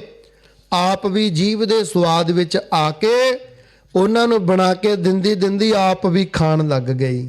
ਕਹਿਣ ਤੋਂ ਭਾਵ ਕਿ ਸਤਿਗੁਰਾਂ ਨੇ ਤਾਂ ਸਾਨੂੰ ਕਹੇਗਾ ਬਾਬਾ ਖਾਣਾ ਖੁਸ਼ੀ ਖੁਆਰ, ਜਿਤ ਖਾਧੈ ਤਨ ਪੀੜੀਐ, ਮਨ ਮੈਂ ਚੱਲੈ ਬੇਕਾਰ। ਐਸੀਆਂ ਵਸਤੂਆਂ ਦਾ ਸੇਵਨ ਨਾ ਕਰੋ, ਤੁਸੀਂ ਤਾਂ ਐਸਾ ਜੀਵਨ ਬਣਾ ਲਿਆ ਭੱਖ ਅਪੱਖ ਸਭ ਖਾਏ। ਜਿਹੜੀਆਂ ਵਸਤੂਆਂ ਨਹੀਂ ਖਾਣ ਯੋਗ ਸੀ ਤੂੰ ਉਹ ਵੀ ਖਾ ਲਈਆਂ, ਪਰ ਇੱਧਰ ਤੈਨੂੰ ਰੋਕਿਆ ਗਿਆ ਤੂੰ ਫਿਰ ਵੀ ਖਾਂਦਾ ਹੈ। ਇਹ ਬੀਬੀ ਵੀ ਵਿਚਾਰੀ ਜਿੱਥੇ ਵਿਆਹ ਹੋਇਆ, ਪਰਮੇਸ਼ਰ ਨੂੰ ਨਾ ਮੰਨਣ ਵਾਲੇ, ਵਿਵਰਜਿਤ ਵਸਤੂਆਂ ਦਾ ਸੇਵਨ ਕਰਨ ਵਾਲੇ, ਇਹ ਬੀਬੀ ਸੰਤੀ ਨੂੰ ਸਮਝਾਇਆ ਗਿਆ ਸੀ ਐ ਬੇਟਾ ਜਿਸ ਘਰ ਪਰਿਵਾਰ ਵਿੱਚ ਤੇਰਾ ਵਿਆਹ ਹੋਇਆ ਹੈ ਉਹਨਾਂ ਦੀ ਆਗਿਆ ਵਿੱਚ ਚੱਲਣਾ, ਉਹਨਾਂ ਦੀ ਰਜ਼ਾ ਵਿੱਚ ਚੱਲਣਾ। ਜਿੱਦਾਂ ਤੈਨੂੰ ਪਰਿਵਾਰ ਕਵੇ ਤੂੰ ਉਹਨਾਂ ਦੇ ਕਹੇ ਅਨੁਸਾਰ ਜੀਵਨ ਬਤੀਤ ਕਰਨਾ। 7 ਵਚਨ ਹੋ ਗਏ। ਉਸ ਪਰਿਵਾਰ ਦੇ ਵਿੱਚ ਗਈ ਇਹ ਬੀਬੀ, ਜਿਵੇਂ ਉਹ ਘਰ ਪਰਿਵਾਰ ਦੀ ਮਰਿਆਦਾ ਸੀ ਜਾਂ ਹੁਕਮ ਸੀ ਉਹਨਾਂ ਦੇ ਮੁਤਾਬਕ ਸਾਧ ਸੰਗਤ ਜੀ ਇਹਨੇ ਜੀਵਨ ਬਤੀਤ ਕਰਨਾ ਸ਼ੁਰੂ ਕੀਤਾ। ਉਹਨਾਂ ਨਾਲੋਂ ਪਹਿਲਾਂ ਉੱਠ ਖੜੀ, ਸਵੇਰ ਵੇਲੇ ਪਹਿਲਾਂ ਉੱਠ ਖੜੀ, ਉੱਠ ਕੇ ਇਸ਼ਨਾਨ ਪਾਨ ਕਰਕੇ ਮਾਰਿਆ ਚੌਂਕੜਾ, ਭਜਨ ਕਰਨ ਲੱਗੀ। ਕਿਉਂਕਿ ਗੁਰਬਾਣੀ ਕਹਿੰਦੀ ਪਿੰਨੀ ਰਹਿਣੜੀਏ ਚਮਕਣ ਤਾਰੇ, ਜਗ ਹੈ ਸੰਤ ਜਨਾ ਮੇਰੇ ਰਾਮ ਪਿਆਰੇ। ਅੰਮ੍ਰਿਤ ਵੇਲਾ ਸੱਚ ਨਾਉ ਵਡਿਆਈ ਵਿਚਾਰ। ਅੰਮ੍ਰਿਤ ਵੇਲਾ ਸੰਭਾਲਣ ਦੇ ਵਾਸਤੇ ਚਿੜੀ ਚੌਹਕੀ ਪਉ ਫੁੱਟੀ, ਵਗਨ ਬਹੁਤ ਤਰੰਗ, ਅਚਰਜ ਰੂਪ ਸੰਤਨ ਰਚੇ, ਨਾਨਕ ਨਾਮੈ ਰੰਗ। ਪਰਮੇਸ਼ਰ ਦੀ ਯਾਦ ਵਿੱਚ ਜੁੜੀ ਬੈਠੀ ਹੈ। ਹੁਣ ਮਾਈ ਉੱਠੀ ਜਿਹੜੀ ਨਾਮ ਨਹੀਂ ਸੀ ਜਪਦੀ, ਭਜਨ ਨਹੀਂ ਸੀ ਕਰਦੀ, ਬੰਦਗੀ ਨਹੀਂ ਸੀ ਕਰਦੀ, ਆ ਕੇ ਦੇਖਦੀ ਹੈ ਚੌਂਕੜਾ ਮਾਰਿਆ, ਪਤਾ ਨਹੀਂ ਕੀ ਕਰਮ ਕਰਦੀ ਹੈ। ਜਿਹੜੇ ਲੋਕ ਆਪ ਜਾਦੂ ਟੂਣਿਆਂ 'ਚ ਵਿਸ਼ਵਾਸ ਕਰਦੇ ਨੇ ਨਾ, ਉਹਨਾਂ ਨੂੰ ਲੱਗਦਾ ਹੁੰਦਾ ਵੀ ਆ ਜਿਹੜੇ ਦੂਜੇ ਤੁਰੇ ਫਿਰਦੇ ਨੇ ਨਾ ਇਹ ਵੀ ਸਾਰੇ ਜਾਦੂ ਟੂਣੀ ਕਰਦੇ ਫਿਰਦੇ ਐ। ਇਸ ਕਰਕੇ ਉਹਨਾਂ ਦਾ ਮਨ ਇਹਨਾਂ ਚੀਜ਼ਾਂ ਦੇ ਵਿੱਚ ਹੀ ਪਲਚਿਆ ਰਹਿੰਦਾ ਹੈ। ਹੁਣ ਕਹਿਣ ਲੱਗੀ ਗੱਲ ਸੁਣ ਕੁੜੀਏ ਕੀ ਕਰਦੀ ਐ ਤੂੰ? ਉਹ ਕਹਿੰਦੀ ਮਾਂ ਜੀ, ਬੀਬੀ ਸੰਤੀ, ਮਾਂ ਜੀ ਅਕਾਲ ਪੁਰਖ ਵਾਹਿਗੁਰੂ ਜੀ ਦੀ ਯਾਦ ਵਿੱਚ ਜੁੜੀ ਬੈਠੀ ਹਾਂ, ਵਾਹਿਗੁਰੂ ਮੰਤਰ ਦਾ ਜਾਪ ਕਰ ਰਹੀ ਹਾਂ, ਭਗਵਾਨ ਨੂੰ ਚੇਤੇ ਕਰ ਰਹੀ ਹਾਂ, ਜਿਸ ਭਗਵਾਨ ਨੇ ਐਡਾ ਸੋਹਣਾ ਸਰੀਰ ਦਿੱਤਾ, ਇੰਨਾ ਚੰਗਾ ਪਰਿਵਾਰ ਦਿੱਤਾ, ਗੁਰੂ ਦਾ ਦੀਦਾਰ ਦਿੱਤਾ। ਉਸ ਵਾਹਿਗੁਰੂ ਜੀ ਦੀ ਯਾਦ ਵਿੱਚ ਮੈਂ ਜੁੜੀ ਬੈਠੀ ਹਾਂ। ਕਹਿੰਦੀ ਉੱਠ ਕੇ ਖੜੀ ਹੋ ਜਾ। ਅਸੀਂ ਨਹੀਂ ਕਿਸੇ ਵਾਹਿਗੁਰੂ ਨੂੰ ਮੰਨਦੇ, ਜਿਵੇਂ ਕਈ ਲੋਕ ਪਾਠ ਪੂਠ ਸ਼ਬਦ ਦਾ ਪ੍ਰਯੋਗ ਕਰਦੇ ਨੇ। ਅਸੀਂ ਨਹੀਂ ਕਿਸੇ ਗੁਰੂ ਨੂੰ ਮੰਨਦੇ, ਕਿਉਂਕਿ ਬਹੁਤਿਆਂ ਨੂੰ ਪਤਾ ਹੀ ਨਹੀਂ। ਉਹ ਗੁਰਬਾਣੀ ਨਹੀਂ ਕਹਿੰਦੇ, ਭਜਨ ਪਾਠ ਨਹੀਂ ਕਹਿੰਦੇ, ਉਹ ਪਾਠ ਦੇ ਨਾਲ ਪੂਠ ਸ਼ਬਦ ਦਾ ਪ੍ਰਯੋਗ ਕਰਦੇ ਹੈ। ਉਹਨਾਂ ਨੂੰ ਪਤਾ ਹੀ ਨਹੀਂ ਸ਼ੁੱਧ ਉਚਾਰਨ ਕੀ ਹੁੰਦਾ ਹੈ। ਬਾਣੀ ਪੜ੍ਹਨੀ ਨਹੀਂ ਕਹਿੰਦੇ। ਕਹਿੰਦੀ ਅਸੀਂ ਨਹੀਂ ਕਿਸੇ ਗੁਰੂ ਨੂੰ ਮੰਨਦੇ। ਉੱਠ ਖੜੀ ਹੋ, ਝਾੜੂ ਚੱਕ, ਵਿਹੜਾ ਸੁੰਬਰ। ਉਹ ਕਹਿੰਦੀ ਮਾਂ ਜੀ ਸਾਰਾ ਦਿਨ ਪਿਆ, ਸਾਰਾ ਦਿਨ ਕੰਮਾਂ ਕਾਰਾਂ ਦੇ ਵਿੱਚ ਹੀ ਲੰਘਣਾ। ਇਹ ਜੀਵਨ ਸਾਨੂੰ ਮਿਲਿਆ। ਸਾਡੇ ਗੁਰੂ ਮਹਾਰਾਜ ਨੇ ਕਹਿਣਾ ਕੀਤਾ ਹੈ, ਪ੍ਰਾਨੀ ਤੂੰ ਆਇਆ ਲਾਖਾ ਲੈਣ, ਲੱਗਾ ਕਿਤ ਕੋ ਫਕੜੇ, ਸਭ ਮੁਕਦੀ ਚੱਲੀ ਰੈਣ। ਰੈਣ ਗਵਾਈ ਸੋਏ ਕੈ, ਦਿਵਸ ਗਵਾਇਆ ਖਾਏ, ਹੀਰੇ ਜੈਸਾ ਜਨਮ ਹੈ, ਕੌਡੀ ਬਦਲੇ ਜਾਏ। ਸਾਡੇ ਗੁਰੂਆਂ ਨੇ ਸਮਝਾਉਣਾ ਕੀਤਾ ਮਾਂ ਜੀ, ਸਾਰਾ ਦਿਨ ਕੁਫਕੜਿਆਂ ਦੇ ਵਿੱਚ ਹੀ ਲੰਘਣਾ, ਵਰਲਡਲੀ ਅਟੈਚਮੈਂਟ ਦੇ ਵਿੱਚ ਹੀ ਲੰਘਣਾ। ਮਾਤਾ ਜੀ ਸਾਰਾ ਦਿਨ ਕੰਮ ਹੀ ਕਰਨੇ ਨੇ, ਕੁਝ ਸਮਾਂ ਤਾਂ ਮੈਨੂੰ ਨਾਮ ਜਪ ਲੈਣ ਦਿਓ, ਕੁਝ ਸਮਾਂ ਤਾਂ ਮੈਨੂੰ ਬੰਦਗੀ ਕਰ ਲੈਣ ਦਿਓ। ਕਹਿੰਦੀ ਬਿਲਕੁਲ ਨਹੀਂ ਹੋ ਸਕਦਾ, ਕੋਈ ਬੰਦਗੀ ਨਹੀਂ ਕਰਨੀ, ਕੋਈ ਨਾਮ ਨਹੀਂ ਜਪਣਾ, ਮੇਰਾ ਹੁਕਮ ਹੈ ਘਰ ਦਾ ਕੰਮ ਕਰ। ਹੁਣ ਸਿਆਣੇ ਸਾਧੂ ਬੰਦਗੀ ਵਾਲੀਆਂ ਰੂਹਾਂ ਸਾਨੂੰ ਕਹਿੰਦੇ ਨੇ, ਪੈਸਾ ਗੰਠ ਬਾਣੀ ਕੰਠ। ਜੇ ਕਿਤੇ ਬਾਣੀ ਸਾਡੇ ਕੰਠ ਹੋਵੇਗੀ ਨਾ, ਅਸੀਂ ਕਿਤੇ ਸਫ਼ਰ ਦੇ ਵਿੱਚ ਜਾਂਦੇ ਹੋਈਏ, ਅਸੀਂ ਕਿਸੇ ਰੁਕਾਵਟ ਵਾਲੀ ਥਾਂ ਤੇ ਜਾਂਦੇ ਹੋਈਏ, ਸਾਨੂੰ ਕੋਈ ਬਾਣੀ ਪੜ੍ਹਨ ਤੋਂ ਰੋਕ ਨਹੀਂ ਸਕਦਾ। ਜੇ ਸਾਡੇ ਬਾਣੀ ਕੰਠ ਹੋਏਗੀ, ਬਾਣੀ ਯਾਦ ਹੋਏਗੀ, ਅਸੀਂ ਬੜੇ ਆਨੰਦ ਵਿੱਚ ਬਾਣੀ ਪੜ੍ਹਦੇ ਰਵਾਂਗੇ। ਹੁਣੇ ਬੀਬੀ ਭੈਣ ਦੇ ਬਾਣੀ ਬੜੀ ਯਾਦ ਸੀ, ਨਾਲੇ ਝਾੜੂ ਲਗਾ ਰਹੀ ਹੈ ਔਰ ਨਾਲੇ ਸਾਧ ਸੰਗਤ ਜੀ ਬਾਣੀ ਦਾ ਜਾਪ ਕਰੀ ਜਾ ਰਹੀ ਹੈ। ਹੁਣ ਮਾਈ ਦਾ ਧਿਆਨ ਹੈ ਪੂਰਾ, ਵੀ ਮੂੰਹ ਦੇ ਵਿੱਚ ਕੁਝ ਬੁੜਬੁੜ ਕਰਦੀ ਹੈ। ਪਾਠ ਨੂੰ, ਗੁਰਬਾਣੀ ਨੂੰ, ਪਰਮੇਸ਼ਰ ਦੀ ਉਸਤਤ ਨੂੰ ਉਹ ਮਾਈ ਬੁੜਬੁੜ ਸ਼ਬਦ ਪ੍ਰਯੋਗ ਕਰਦੀ ਹੈ। ਸਮਾਂ ਲੰਘਦਾ ਗਿਆ, ਬੀਬੀ ਨੇ ਨਾਮ ਨਾ ਜਪਣਾ ਛੱਡਿਆ, ਭਜਨ ਕਰਨਾ ਛੱਡਿਆ, ਨਾ ਬੰਦਗੀ ਕਰਦੀ ਹੈ। ਘਰ ਦੇ ਜੰਜਾਲ ਦੇ ਵਿੱਚ, ਇੰਟੈਂਗਲਮੈਂਟ ਦੇ ਵਿੱਚ ਵੀ ਹੈ ਔਰ ਨਾਮ ਵੀ ਜਪਦੀ ਹੈ, ਪਰਮੇਸ਼ਰ ਦੀ ਯਾਦ ਵਿੱਚ ਵੀ ਜੁੜਦੀ ਹੈ। ਸਮਾਂ ਲੰਘਦਾ ਗਿਆ, ਲੜਾਈ ਝਗੜਾ ਹੁੰਦਿਆਂ ਕਾਫੀ ਸਮਾਂ ਬੀਤ ਗਿਆ। ਅੱਜ ਜਦੋਂ ਇਹ ਨਾਮ ਜਪਣੋਂ ਨਾ ਹੀ ਹਟੀ ਨਾ, ਭਜਨ ਕਰਨੋਂ, ਕੰਮ ਵੀ ਕਰਦੀ ਹੈ ਪਰ ਨੋਕ ਝੋਕ ਬਹੁਤ ਹੈ। ਕਈ ਘਰਾਂ ਵਿੱਚ ਦੇਖਣ ਨੂੰ ਇਦਾਂ ਹੀ ਮਿਲਦਾ ਹੈ। ਜਿਹੜੇ ਵਿਚਾਰੇ ਬੱਚੇ ਬੱਚੀਆਂ ਕੰਮ ਵੀ ਬਹੁਤ ਕਰਦੇ ਨੇ, ਉਹਨਾਂ 'ਚ ਨਗੋਚਾਂ ਬੜੀਆਂ ਨਿਕਲਦੀਆਂ। ਤੇ ਜਿਹੜੇ ਬੱਚਾ ਬੱਚੀ ਕੰਮ ਨਹੀਂ ਕਰਦੇ, ਕਈ ਬਜ਼ੁਰਗ ਉਹਨਾਂ ਦਾ ਸਤਿਕਾਰ ਬੜਾ ਕਰਦੇ ਹੈ, ਵੀ ਹਾਂ ਇਹ ਚੰਗਾ ਹੈ, ਤੂੰ ਨਹੀਂ ਚੰਗੀ। ਜਿਹੜੀ ਕੰਮ ਕਰੂ ਉਹਨੂੰ ਨਿੰਦੀ ਜਾਣਾ, ਔਰ ਜਿਹੜੇ ਨਹੀਂ ਕੰਮ ਕਰਦੀ ਉਹਦੀ ਮਹਿਮਾ ਕਰਦੇ ਰਹਿਣਾ। ਆਮ ਘਰਾਂ ਦੇ ਵਿੱਚ ਦੇਖਣ ਨੂੰ ਮਿਲਦੀਆਂ ਇਹ ਗੱਲਾਂ, ਪਰ ਕਹਿੰਦੇ ਨਹੀਂ ਇੱਕ ਦੂਜੇ ਤੋਂ ਡਰਦੇ ਵੀ ਕਿਤੇ ਲੜਾਈ ਨਾ ਹੋ ਜਾਏ, ਚੁੱਪੇ ਹੀ ਚੰਗੀ ਹੈ। ਹੁਣ ਸਾਧ ਸੰਗਤ ਇਸੇ ਤਰ੍ਹਾਂ ਸਮਾਂ ਲੰਘਦਾ ਗਿਆ। ਅੱਜ ਮਨ ਵਿੱਚ ਸੰਕਲਪ ਆਇਆ, ਉਸ ਮਾਈ ਦੇ ਜਿਹੜੀ ਬੀਬੀ ਸੰਤੀ ਦੀ ਸੱਸ ਸੀ, ਕਹਿੰਦੀ ਇਹ ਨਾਮ ਜਪਣੋਂ ਨਹੀਂ ਹਟਦੀ, ਆਪ ਦੇ ਗੁਰੂ ਦੀ ਮਹਿਮਾ ਬੜੀ ਕਰੀ ਜਾਂਦੀ ਹੈ। ਜੇ ਇਹ ਮੇਰਾ ਹੁਕਮ ਨਹੀਂ ਨਾ ਮੰਨਦੀ, ਇਹਨੂੰ ਅੱਡ ਕਰ ਦਿਓ, ਇਹਨੂੰ ਸੈਪਰੇਟ ਕਰ ਦਿਓ, ਇਹਨੂੰ ਦੂਜਾ ਘਰ ਦੇ ਦਿਓ। ਦੂਜਾ ਘਰ ਕੀ, ਜਦੋਂ ਅੱਡ ਕਰੀਦਾ ਫਿਰ ਤਾਂ ਉਹ ਭਾਂਡੇ ਵੀ ਨਹੀਂ ਪੂਰੇ ਦਿੰਦੇ ਹੁੰਦੇ, ਫਿਰ ਤਾਂ ਕਮਰਾ ਵੀ ਉਹ ਦੇਣਾ ਜਿਹੜਾ ਆਪ ਜਾ ਕੇ ਤਿਆਰ ਕਰਨਾ ਪਵੇ, ਜੋ ਢਹਿਣ ਵਾਲਾ ਹੋਵੇ। ਇਵੇਂ ਕਿਵੇਂ ਉਹ ਬੀਬੀ ਨੂੰ ਅਲੱਗ ਕਰ ਦਿੱਤਾ। ਹੁਣ ਉਹ ਬੀਬੀ ਤੇ ਉਹਦੇ ਘਰ ਵਾਲਾ ਦੋਨੋਂ ਜਾਣੇ ਅਲੱਗ ਨੇ, ਮਿਹਨਤ ਮੁਸ਼ੱਕਤ ਕਰਦੇ ਨੇ, ਪਰ ਮਨ ਸ਼ਾਂਤ ਹੈ। ਤੂੰ ਮੈਂ ਤੋਂ ਮਨ ਉਪਰਾਮ ਹੋਇਆ ਸੀ, ਹੁਣ ਸ਼ਾਂਤ ਹੈ ਮਨ। ਕਹਿੰਦੀ ਗੱਲ ਸੁਣੋ ਜੀ, ਮੈਂ ਇੱਕ ਬੇਨਤੀ ਕਰਨੀ ਚਾਹੁੰਦੀ ਹਾਂ ਤੁਹਾਨੂੰ। ਉਹ ਕਹਿੰਦੇ ਦੱਸੋ ਭਾਈ। ਘਰ ਵਾਲਾ ਕਹਿਣ ਲੱਗਿਆ, ਭਾਗਵਾਨੇ ਦੱਸ ਤੇਰੀ ਇੱਛਾ ਕੀ ਹੈ। ਕਹਿੰਦੀ ਜੀ ਹੁਣ ਤੱਕ ਤਾਂ ਮੈਂ ਬੇਬੇ ਜੀ ਦੇ ਡਰ ਤੋਂ ਤੁਹਾਨੂੰ ਕਿਹਾ ਨਹੀਂ ਕਿ ਮੇਰਾ ਸਤਿਗੁਰਾਂ ਦਾ ਦੀਦਾਰ ਕਰਨ ਨੂੰ ਮਨ ਬੜਾ ਕਰਦਾ ਹੈ। ਜੇਕਰ ਤੁਸੀਂ ਮੇਰੀ ਇੱਕ ਇੱਛਾ ਪੂਰੀ ਕਰਦੇ ਹੋ, ਹੁਣ ਕਿਹੜਾ ਆਪਾਂ ਨੂੰ ਬੇਬੇ ਜੀ ਦਾ ਡਰ ਹੈ, ਹੁਣ ਤਾਂ ਆਪਾਂ ਆਪਦੇ ਘਰੇ ਅਲੱਗ ਰਹਿੰਦੇ ਹਾਂ। ਜੇਕਰ ਕਿਤੇ ਤੂੰ ਮੈਨੂੰ ਗੁਰੂ ਅਰਜਨ ਦੇਵ ਜੀ ਦਾ ਦੀਦਾਰ ਕਰਵਾ ਲਿਆਵੇਂ, ਤੇਰਾ ਜੀ ਬੜਾ ਧੰਨਵਾਦ ਹੈ, ਬੜਾ ਧੰਨਵਾਦ ਹੈ। ਉਹ ਕਹਿੰਦਾ ਭਾਗਵਾਨੇ ਤੂੰ ਪਹਿਲਾਂ ਦੱਸ ਦਿੰਦੀ ਜੇ ਤੇਰੀ ਤਮੰਨਾ ਹੈ, ਆਪਾਂ ਜਾ ਆਉਂਦੇ ਹਾਂ ਸਤਿਗੁਰਾਂ ਦੇ ਦੀਦਾਰ ਵਾਸਤੇ। ਸਤਿਗੁਰੂ ਸੱਚੇ ਪਾਤਸ਼ਾਹ ਜੀ ਦੇ ਦੀਦਾਰ ਵਾਸਤੇ ਦੋਨੋਂ ਇਸਤਰੀ ਅਤੇ ਭਰਤਾ ਚੱਲ ਪੈਂਦੇ ਹਨ ਦੀਦਾਰ ਕਰਨ ਵਾਸਤੇ। ਸਾਰੇ ਰਸਤੇ ਜਾਂਦੇ ਮਹਿਮਾ ਕਰਦੇ ਗਏ, ਜਸ ਕਰਦੇ ਗਏ ਭਗਵਾਨ ਦਾ। ਪਹੁੰਚ ਗਏ ਅੰਮ੍ਰਿਤਸਰ ਸਾਹਿਬ। ਸਤਿਗੁਰੂ ਸੱਚੇ ਪਾਤਸ਼ਾਹ ਜੀ ਦੇ ਦੀਦਾਰ ਕੀਤੇ। ਉਦੋਂ ਉਹ ਸਮਾਂ ਚੱਲ ਰਿਹਾ ਸੀ ਜਦੋਂ ਸਤਿਗੁਰੂ ਸ਼ਹੀਦੀ ਦੇਣ ਵਾਸਤੇ ਲਾਹੌਰ ਨੂੰ ਜਾਣ ਦੀਆਂ ਤਿਆਰੀਆਂ ਕਰ ਰਹੇ ਸਨ। ਸਤਿਗੁਰੂ ਸੱਚੇ ਪਾਤਸ਼ਾਹ ਤੱਤੀਆਂ ਤਵੀਆਂ ਤੇ ਬੈਠ ਕੇ ਸ਼ਹੀਦ ਹੋਣ ਵਾਲਾ ਪ੍ਰਸੰਗ ਉਦੋਂ ਦਾ ਹੀ ਹੈ। ਇਹ ਦੀਦਾਰ ਕਰਕੇ ਵਾਪਸ ਆ ਗਏ। ਸਤਿਗੁਰੂ ਲਾਹੌਰ ਵੱਲ ਚਲੇ ਗਏ ਔਰ ਗੁਰਤਾ ਗੁਰਗੱਦੀ ਦਾ ਤਿਲਕ ਸਾਹਿਬ ਸ੍ਰੀ ਗੁਰੂ ਹਰਗੋਬਿੰਦ ਸਾਹਿਬ ਸੱਚੇ ਪਾਤਸ਼ਾਹ ਜੀ ਨੂੰ ਦੇ ਗਏ। ਜਦੋਂ ਆਪ ਜੀ ਸਾਧ ਸੰਗਤ ਇਸ ਪਾਸੇ ਵਾਪਸ ਮੁੜ ਆਏ, ਬੀਬੀ ਸੰਤੀ ਤੇ ਉਹਦੇ ਘਰ ਵਾਲਾ ਆਪ ਦੇ ਘਰ ਗ੍ਰਸਤੀ ਜ਼ਿੰਦਗੀ ਜਿਉਂ ਰਹੇ ਹਨ।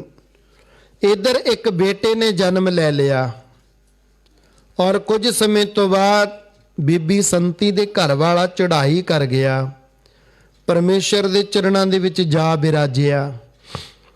ਹੁਣ ਬੀਬੀ ਸੰਤੀ ਇਕੱਲੀ ਬੀਬੀ ਨੂੰ ਬੱਚੇ ਪਾਲਣੇ ਕਿੰਨੇ ਮੁਸ਼ਕਲ ਹੋਇਆ ਕਰਦੇ ਹਨ। ਕਦੇ ਕਿਸੇ ਦੇ ਜੂਠੇ ਭਾਂਡੇ ਮਾਂਜਣੇ, ਕਦੇ ਝਾੜੂ ਪੋਚਾ ਲਗਾਉਣਾ, ਕਦੇ ਕਿਸੇ ਤੋਂ 50 ਰੁਪਏ ਮੰਗਣੇ 10 ਹੀ ਮਿਲਣੇ, ਕਦੇ ਕਿਸੇ ਨੇ ਠੋਕਰਾਂ ਮਾਰ ਕੇ ਘਰੋਂ ਭਜਾ ਦੇਣਾ, ਜਾ ਤੂੰ ਤਾਂ ਮੰਗਦੀ ਹੋ ਰਹਿਨੀ ਹੈ, ਕਦੇ ਕਿਸੇ ਦਾ ਛੱਡਿਆ ਹੋਇਆ ਜੂਠਾ ਭੋਜਨ ਛਕਣਾ। ਇਸ ਤਰ੍ਹਾਂ ਦਾ ਬੜਾ ਮੁਸ਼ਕਲਾਂ ਭਰਿਆ ਜੀਵਨ ਮਾਈ ਸੰਤੀ ਬਤੀਤ ਕਰਦੀ ਜਾ ਰਹੀ ਹੈ। ਇਹ ਬਾਲਕ ਵੱਡਾ ਹੁੰਦਾ ਜਾ ਰਿਹਾ ਹੈ। ਬੁੱਕਲ ਦੇ ਵਿੱਚ ਪਾ ਕੇ ਇਸ ਨੂੰ ਵਾਹਿਗੁਰੂ ਨਾਮ ਦੇ ਨਾਲ ਜੋੜਦੀ ਹੈ। ਕਹਿੰਦੀ ਹੈ ਤੂੰ ਨਾਮ ਜਪ, ਤੂੰ ਵਾਹਿਗੁਰੂ ਕਹਿ। ਬੱਚਾ ਹੋਰ ਵੱਡਾ ਹੁੰਦਾ ਗਿਆ। ਬੀਬੀ ਨੇ ਅੰਤਾਂ ਦੇ ਪ੍ਰੇਮ ਸ਼ਰਧਾ ਦੇ ਨਾਲ ਇਸ ਬਾਲਕ ਨੂੰ ਪਾਲਣਾ ਕੀਤਾ। ਸਮਾਂ ਲੰਘਦਾ ਗਿਆ, ਸਾਧ ਸੰਗਤ, ਬੱਚਾ ਵੱਡਾ ਹੁੰਦਾ ਗਿਆ। ਥੋੜੀ ਜੀ ਜ਼ਮੀਨ ਸੀ ਇਹਨਾਂ ਦੇ ਕੋਲ, ਕਿੱਲਾ 2 ਕਿੱਲੇ, ਉਹ ਵੀ ਬੰਜਰ ਹੋਈ ਪਈ ਸੀ ਕਿਉਂਕਿ ਪਤੀ ਤਾਂ ਰਿਹਾ ਹੀ ਨਹੀਂ ਸੀ, ਇਸ ਕਰਕੇ ਉਸ ਨੂੰ ਵਾਹੁੰਦਾ ਕੌਣ। ਹੁਣੇ ਬੱਚਾ ਜਦੋਂ ਵੱਡਾ ਹੁੰਦਾ ਗਿਆ, ਮਾਈ ਸਮਝਾਉਂਦੀ ਹੈ, ਪੁੱਤਰਾ ਆਪਣੀ ਜ਼ਮੀਨ ਹੈ, ਤੂੰ ਇਸ ਜ਼ਮੀਨ ਨੂੰ ਵਾਹਿਆ ਕਰ, ਮਿਹਨਤ ਕਰਿਆ ਕਰ ਔਰ ਨਾਲ ਵਾਹਿਗੁਰੂ ਮੰਤਰ ਦਾ ਜਾਪ ਕਰਿਆ ਕਰ, ਰੋਜ਼ ਸੱਚੇ ਪਾਤਸ਼ਾਹ ਨੂੰ ਯਾਦ ਕਰਿਆ ਕਰ। ਸਾਹਿਬ ਸ੍ਰੀ ਗੁਰੂ ਹਰਗੋਬਿੰਦ ਸਾਹਿਬ ਸੱਚੇ ਪਾਤਸ਼ਾਹ 5 ਪਿਆਲੇ 5 ਪੀਰ, ਛਠਮ ਪੀਰ ਬੈਠਾ ਗੁਰ ਭਾਰੀ, ਅਰਜਨ ਕਾਇਆ ਪਲਟ ਕੈ ਮੂਰਤ, ਹਰਗੋਬਿੰਦ ਸਵਾਰੀ। ਤੂੰ ਉਹਨਾਂ ਨੂੰ ਯਾਦ ਕਰਿਆ ਕਰ। ਹੁਣ ਇਹ ਕਹਿੰਦਾ ਬੇਬੇ ਇੰਨੇ ਸਾਲ ਹੋ ਗਏ ਯਾਦ ਕਰਦਿਆਂ ਨੂੰ, ਗਰੀਬੀ ਤਾਂ ਕੱਟੀ ਨਹੀਂ ਗਈ, ਦੁੱਖ ਤਾਂ ਕੱਟੇ ਨਹੀਂ ਗਏ, ਜ਼ਮੀਨ ਮੈਂ ਵਾਹੁਣਾ ਮੇਰੇ ਤੋਂ ਬਾਕੀ ਨਹੀਂ ਜਾਂਦੀ, ਮੈਂ ਛੋਟਾ ਜਿਹਾ ਬਾਲਕ ਹਾਂ, 14 15 16 ਸਾਲਾਂ ਦਾ, ਮੈਂ ਕਿਵੇਂ ਮਿਹਨਤ ਕਰਾਂ, ਇੰਨੀ ਬੰਜਰ ਜ਼ਮੀਨ ਕਿਵੇਂ ਮੈਂ ਉਪਜਾਊ ਕਰਾਂ। ਕਹਿੰਦੀ ਪੁੱਤਰਾ ਨਾਲੇ ਤਾਂ ਤੂੰ ਮਹਾਰਾਜ ਨੂੰ ਯਾਦ ਕਰਿਆ ਕਰ, ਨਾਲੇ ਖੇਤੀ ਕਰਿਆ ਕਰ, ਪਰਮੇਸ਼ਰ ਤੇਰੇ ਅੰਗ ਸੰਗ ਹੋਣਗੇ, ਤੇਰੀ ਕਮਾਈ ਵਿੱਚ ਵਾਧਾ ਹੋਵੇਗਾ, ਬਰਕਤਾਂ ਪੈਣਗੀਆਂ। ਮਾਂ ਬੜਾ ਸਮਝਾਉਂਦੀ ਹੈ। ਸਮਾਂ ਲੰਘਦਾ ਗਿਆ, ਬੱਚਾ ਖੇਤੀ ਕਰਦਾ ਹੈ, ਕਦੇ ਵਧੀਆ ਹੋ ਗਈ, ਕਦੇ ਨਾ ਵਧੀਆ ਹੋ ਗਈ। ਜਦੋਂ ਸਮਾਂ ਲੰਘਦਾ ਗਿਆ, ਇੱਕ ਦਿਨ ਮਾਤਾ, ਜਦੋਂ ਬੱਚਾ ਵੱਡਾ ਹੋ ਗਿਆ, 21 22 ਸਾਲ ਦਾ ਹੋ ਗਿਆ, ਅੱਜ ਮਾਤਾ ਕਹਿੰਦੀ ਬੇਟਾ ਤੂੰ ਵਾਹਿਗੁਰੂ ਨੂੰ ਯਾਦ ਕਰਦਾ ਹੁੰਨਾ। ਮਾਈ ਬੁੱਢੀ ਹੋ ਗਈ, 60 70 ਸਾਲ ਦੀ ਹੋ ਗਈ, ਸਰੀਰ ਕਮਜ਼ੋਰ ਹੋ ਗਿਆ, ਸਾਰੀ ਜ਼ਿੰਦਗੀ ਕੰਮ ਕਰ ਕਰ, ਰੁੱਖੀਆਂ ਰੋਟੀਆਂ ਖਾ ਖਾ ਕੇ ਸਰੀਰ ਕਿਰਸੂ ਕਮਜ਼ੋਰ ਹੋ ਚੁੱਕਿਆ ਸੀ ਅੰਤਾਂ ਦਾ। ਹੁਣ ਸਾਧ ਸੰਗਤ ਜਦੋਂ ਇਹਨੂੰ ਕਹਿੰਦੀ ਤੂੰ ਯਾਦ ਕਰਿਆ ਕਰ, ਕਹਿੰਦਾ ਬੇਬੇ ਮੈਂ ਯਾਦ ਕਰਦਾ, ਤੂੰ ਵੀ ਰੋਜ਼ ਯਾਦ ਕਰਦੀ ਐ, ਤੂੰ ਤਾਂ ਰੋ ਰੋ ਕੇ ਅੰਨੀ ਹੋ ਗਈ, ਤੈਨੂੰ ਤਾਂ ਅੱਜ ਤੱਕ ਵਾਹਿਗੁਰੂ ਮਿਲਿਆ ਨਹੀਂ, ਗੁਰੂ ਹਰਗੋਬਿੰਦ ਸਾਹਿਬ ਮਿਲੇ ਨਹੀਂ, ਮੈਨੂੰ ਕਿੱਥੋਂ ਮਿਲ ਜਾਣਗੇ? ਜਿਸ ਸੱਚੇ ਪਾਤਸ਼ਾਹ ਨੇ ਆਪਣੇ ਦੁੱਖ ਹੀ ਨਹੀਂ ਕੱਟਣੇ, ਮੈਂ ਨਹੀਂ ਯਾਦ ਕਰਨਾ ਉਸ ਨੂੰ। ਤੁਸੀਂ ਵੀ ਕਈ ਵਾਰੀ ਭਗਵਾਨ ਨਾਲ ਲੜ ਪੈਂਦੇ ਹੋ ਜਦੋਂ ਕਦੇ ਤੁਹਾਡੇ ਕਾਰਜ ਵਿਗੜ ਜਾਂਦੇ ਨੇ, ਤੁਹਾਡੇ ਕਾਰਜਾਂ ਦੇ ਵਿੱਚ ਰੁਕਾਵਟ ਆ ਜਾਂਦੀ ਹੈ, ਕਿੰਨਾ ਸਮਾਂ ਹੋ ਜਾਂਦਾ ਤੁਹਾਨੂੰ ਭਜਨ ਕਰਦਿਆਂ ਨੂੰ, ਫਿਰ ਤੁਸੀਂ ਵੀ ਕਹਿ ਦਿੰਦੇ ਹੋ ਵਾਹਿਗੁਰੂ ਮੈਂ ਨਹੀਂ ਤੈਨੂੰ ਮੰਨਣਾ, ਮੈਂ ਤੈਨੂੰ ਮੰਨੀ ਜਾਣਾ, ਜਿੰਨਾ ਮੈਂ ਤੈਨੂੰ ਮੰਨਦਾ ਉਹਨਾਂ ਬਹੁਤਾ ਦੁਖੀ ਹੁੰਨਾ, ਇਸ ਕਰਕੇ ਮੈਂ ਹੁਣ ਤੈਨੂੰ ਮੰਨਿਆ ਹੀ ਨਹੀਂ ਕਰਨਾ। ਤੁਸੀਂ ਬੜੀ ਵਾਰੀ ਇਹ ਗੱਲ ਕਹਿੰਦੇ ਹੋ ਸਾਧ ਸੰਗਤ। ਇਵੇਂ ਕਿਵੇਂ? ਉਹ ਕਹਿੰਦਾ ਮੈਂ ਨਹੀਂ ਮੰਨਣਾ। ਕਹਿੰਦੀ ਪੁੱਤ ਮੰਨਣਾ ਕਿਉਂ ਨਹੀਂ? ਆਪਣਾ ਵਾਹਿਗੁਰੂ ਤੋਂ ਬਿਨਾਂ ਹੈ ਕੌਣ? ਕਿਸੇ ਹੀ ਕੋਈ ਕੋਏ ਮੰਝ ਨਿਮਾਣੀ ਹਿੱਕ ਤੋਂ, ਕਿਉਂ ਨਾ ਮਰੀਜੈ ਰੋਏ ਜਬ ਲਗ ਚਿਤ ਨਾ ਆਵਈ। ਆਪਣਾ ਤਾਂ ਵਾਹਿਗੁਰੂ ਜੀ ਤੋਂ ਬਿਨਾਂ ਕੋਈ ਹੈ ਹੀ ਨਹੀਂ ਪੁੱਤਰਾ। ਕਿਸੇ ਦਾ ਅਮੀਰ ਹੋਵੇਗਾ, ਕਿਸੇ ਦਾ ਗਰੀਬ ਹੋਵੇਗਾ, ਆਪਣਾ ਤਾਂ ਅਕਾਲ ਪੁਰਖ ਵਾਹਿਗੁਰੂ ਹੀ ਹੈ। ਉਹਦੇ ਤੋਂ ਬਿਨਾਂ ਕਿਸੇ ਨੇ ਆਪਣੇ ਦੁੱਖ ਨਹੀਂ ਸੁਣਨੇ ਨਾ ਕੱਟਣੇ ਨੇ ਬੇਟਾ। ਮਾਂ ਬੜਾ ਸਮਝਾਉਂਦੀ ਹੈ, ਸਮਝਾਉਣ ਦਾ ਯਤਨ ਕਰਦੀ ਹੈ। ਕਹਿੰਦਾ ਬੇਬੇ ਜੇ ਮਹਾਰਾਜ ਆ ਗਏ ਮੈਂ ਪਛਾਣੂੰਗਾ ਕਿਵੇਂ ਉਹਨਾਂ ਨੂੰ? ਕਹਿੰਦੀ ਤੈਨੂੰ ਉੱਥੇ ਜਾ ਕੇ ਉਹਨਾਂ ਨੂੰ ਮਿਲਣ ਦੀ ਲੋੜ ਨਹੀਂ, ਤੂੰ ਖੇਤ ਵਿੱਚ ਨਾਲੇ ਹਲ ਵਾਹੀ ਚੱਲ, ਨਾਲੇ ਉਹਨਾਂ ਨੂੰ ਯਾਦ ਕਰੀ ਚੱਲ। ਲੋਕਾਂ ਦੇ ਗੁਰੂਆਂ ਨੂੰ ਜਾ ਕੇ ਮਿਲਣਾ ਪੈਂਦਾ, ਆਪਣੇ ਗੁਰੂ ਨੂੰ ਜਾ ਕੇ ਨਹੀਂ ਮਿਲਣ ਦੀ ਲੋੜ। ਆਪਣਾ ਗੁਰੂ ਆਪ ਦੀਆਂ ਗਰੀਬ ਸੰਗਤਾਂ ਨੂੰ ਆਪ ਮਿਲਣ ਵਾਸਤੇ ਆਉਂਦਾ ਹੁੰਦਾ ਹੈ। ਆਪਣੇ ਗੁਰੂ ਤੇ ਮਾਣ ਹੈ ਆਪਾਂ ਨੂੰ, ਜਾ ਕੇ ਨਹੀਂ ਮਿਲਣ ਦੀ ਲੋੜ। ਇੱਥੇ ਹੀ ਯਾਦ ਕਰ, ਚਿੱਤ ਵਿਰਤੀ ਨਾਲ ਯਾਦ ਕਰ, ਇਕਾਗਰਤਾ ਨਾਲ ਯਾਦ ਕਰ, ਤੈਨੂੰ ਪਰਮੇਸ਼ਰ ਤੈਨੂੰ ਘਰੇ ਆ ਕੇ ਮਿਲਣਗੇ, ਘਰੇ ਆਏ ਨੂੰ ਦਰਸ਼ਨ ਦੀਦਾਰ ਦੇਣਗੇ। ਕਹਿੰਦਾ ਬੇਬੇ ਜੇ ਸਤਿਗੁਰੂ ਆ ਗਏ ਮੈਂ ਉਹਨਾਂ ਨੂੰ ਪਛਾਣੂੰਗਾ ਕਿਵੇਂ? ਕਹਿੰਦੀ ਪੁੱਤਰਾ ਉਹਨਾਂ ਦੇ ਕਲਗੀ ਲੱਗੀ ਹੋਏਗੀ, ਬੇਸ਼ੁਮਾਰ ਬੇਕੀਮਤਾ ਵਸਤਰ ਉਹਨਾਂ ਦੇ ਸਰੀਰ ਤੇ ਧਾਰਨ ਕੀਤਾ ਹੋਏਗਾ, ਉਹਨਾਂ ਦੇ ਨਾਲ ਬੜੀਆਂ ਤਕੜੀਆਂ ਫੌਜਾਂ ਹੋਣਗੀਆਂ। ਕਹਿੰਦਾ ਬੇਬੇ ਮੈਨੂੰ ਮਿਲਣ ਵਾਸਤੇ ਖੇਤ ਵਿੱਚ ਆਉਣਗੇ, ਮੈਨੂੰ ਮਿਲਣ ਮੇਰੇ ਖੇਤ ਵਿੱਚ ਗਰੀਬ ਨੂੰ ਮਿਲਣ ਆਉਣਗੇ। ਓਹੋ ਬੇਬੇ ਕਹਿੰਦੀ ਹਾਂ, ਗੁਰਬਾਣੀ 'ਚ ਲਿਖਿਆ ਨੀਚਾ ਅੰਦਰ ਨੀਚ ਜਾਤ, ਨੀਚੀ ਹੂੰ ਅਤ ਨੀਚ, ਨਾਨਕ ਤਿਨ ਕੇ ਸੰਗ ਸਾਥ, ਵੱਡਿਆ ਸਿਉ ਕਿਆ ਰੀਸ। ਜਿੱਥੈ ਨੀਚ ਸੰਭਾਲੀਅਨ ਤਿੱਥੈ ਨਦਰ ਤੇਰੀ ਬਖਸ਼ੀਸ਼। ਜਿੱਥੇ ਗਰੀਬ ਵਸਦਾ, ਆਪਣੇ ਆਪ ਨੂੰ ਨੀਵਾਂ ਸਮਝਣ ਵਾਲਾ ਵਸਦਾ, ਵਾਹਿਗੁਰੂ ਕਿਸੇ ਨਾ ਕਿਸੇ ਰੂਪ ਦੇ ਵਿੱਚ ਉਹਨੂੰ ਜਾ ਕੇ ਮਿਲਦਾ, ਜਾ ਕੇ ਉਹਦੇ ਦੁੱਖ ਕੱਟਦਾ, ਉਹਦੇ ਕਸ਼ਟ ਖਤਮ ਕਰ ਦਿੰਦਾ ਹੈ। ਭਗਵਾਨ ਆਉਂਦਾ ਹੈ ਉਹਦੇ ਦੁਆਰੇ ਤੇ। ਸਾਧ ਸੰਗਤ ਜੇ ਤੁਸੀਂ ਦੁਰਯੋਧਨ ਦਾ ਅਤੇ ਭਗਵਾਨ ਕ੍ਰਿਸ਼ਨ ਦਾ ਪ੍ਰਮਾਣ ਗੁਰਬਾਣੀ ਵਿੱਚ ਪੜ੍ਹਨਾ ਹੈ, ਜੋ ਕੁਛ ਭਗਵਾਨ ਕ੍ਰਿਸ਼ਨ ਅਤੇ ਦੁਰਯੋਧਨ ਦੇ ਵਿੱਚ ਵਾਰਤਾਲਾਪ ਹੋਈ, ਭਗਤ ਕਬੀਰ ਜੀ ਮਹਾਰਾਜ ਨੇ ਕੀ ਲਿਖਣਾ ਕੀਤਾ? ਰਾਜਨ ਕੌਣ ਤੁਮਾਰੇ ਆਵੈ, ਐਸੋ ਭਾਉ ਬਿਦਰ ਕੋ ਦੇਖਿਓ, ਉਹ ਗਰੀਬ ਮੋਹੇ ਭਾਵੈ। ਹਸਤੀ ਦੇਖ ਭਰਮ ਤੇ ਭੁੱਲਾ, ਸ੍ਰੀ ਭਗਵਾਨ ਨਾ ਜਾਣਿਆ, ਤੁਮਰੋ ਦੂਧ ਬਿਦਰ ਕੋ ਪਾਨੋ, ਅੰਮ੍ਰਿਤ ਕਰ ਮੈਂ ਮਾਨਿਆ। ਖੀਰ ਸਮਾਨ ਸਾਗ ਮੈਂ ਪਾਇਆ, ਗੁਣ ਗਾਵਤ ਰਹਿਣ ਬੇਖਾਨੀ, ਕਬੀਰ ਕੋ ਠਾਕੁਰ ਆਨੰਦ ਵਿਨੋਦੀ, ਜਾਤ ਨਾ ਕਾਹੂ ਕੀ ਮਾਨੀ। ਭਗਵਾਨ ਜਾਤ ਪਾਤ ਨਹੀਂ ਮੰਨਦਾ ਹੁੰਦਾ, ਜਿਹੜਾ ਜਾਤ ਪਾਤ ਮੰਨਦਾ ਹੁੰਦਾ ਉਹ ਭਗਵਾਨ ਨਹੀਂ ਹੁੰਦਾ। ਇਹ ਦੋ ਗੱਲਾਂ ਯਾਦ ਰੱਖਿਓ ਭਾਈ। ਜਦੋਂ ਹੁਣ ਇਹਨਾਂ ਨੇ ਮਾਤਾ ਦੇ ਨਾਲ ਬਚਨ ਕੀਤੇ, ਇਸ ਬਾਲਕੇ ਨੇ, ਜਿੱਦਣ ਮੈਨੂੰ ਸਤਿਗੁਰੂ ਮਿਲਣ ਵਾਸਤੇ ਆਗੇ ਮੈਂ ਭੇਟਾ ਕੀ ਕਰੂੰਗਾ? ਉਹ ਤਾਂ ਲੱਖਾਂ ਕਰੋੜਾਂ ਦੇ ਮਾਲਕ ਨੇ, ਮੈਂ ਕੀ ਦਊਂਗਾ ਉਹਨਾਂ ਨੂੰ? ਉਹ ਕਹਿੰਦੇ ਗੱਲ ਸੁਣ, ਆ ਇੱਕ ਗੁੜ ਦੀ ਰੋੜੀ ਆਪ ਦੇ ਕੁੜਤੇ ਦੇ ਪੱਲੇ ਦੇ ਨਾਲ ਬੰਨ ਲੈ। ਇੱਕ ਗੁੜ ਦੀ ਰੋੜੀ ਕੁੜਤੇ ਦੇ ਪੱਲੇ ਦੇ ਨਾਲ ਜਦੋਂ ਸਤਿਗੁਰੂ ਆ ਗਏ ਉਹਨਾਂ ਨੂੰ ਮਿੱਠਾ ਮੱਥਾ ਟੇਕ ਦਈ, ਆ ਮਿੱਠਾ ਗੁੜ ਉਹਨਾਂ ਨੂੰ ਮੱਥਾ ਟੇਕ ਦਈ, ਇਹਦੇ ਤੇ ਪ੍ਰਸੰਨ ਹੋ ਜਾਣਗੇ।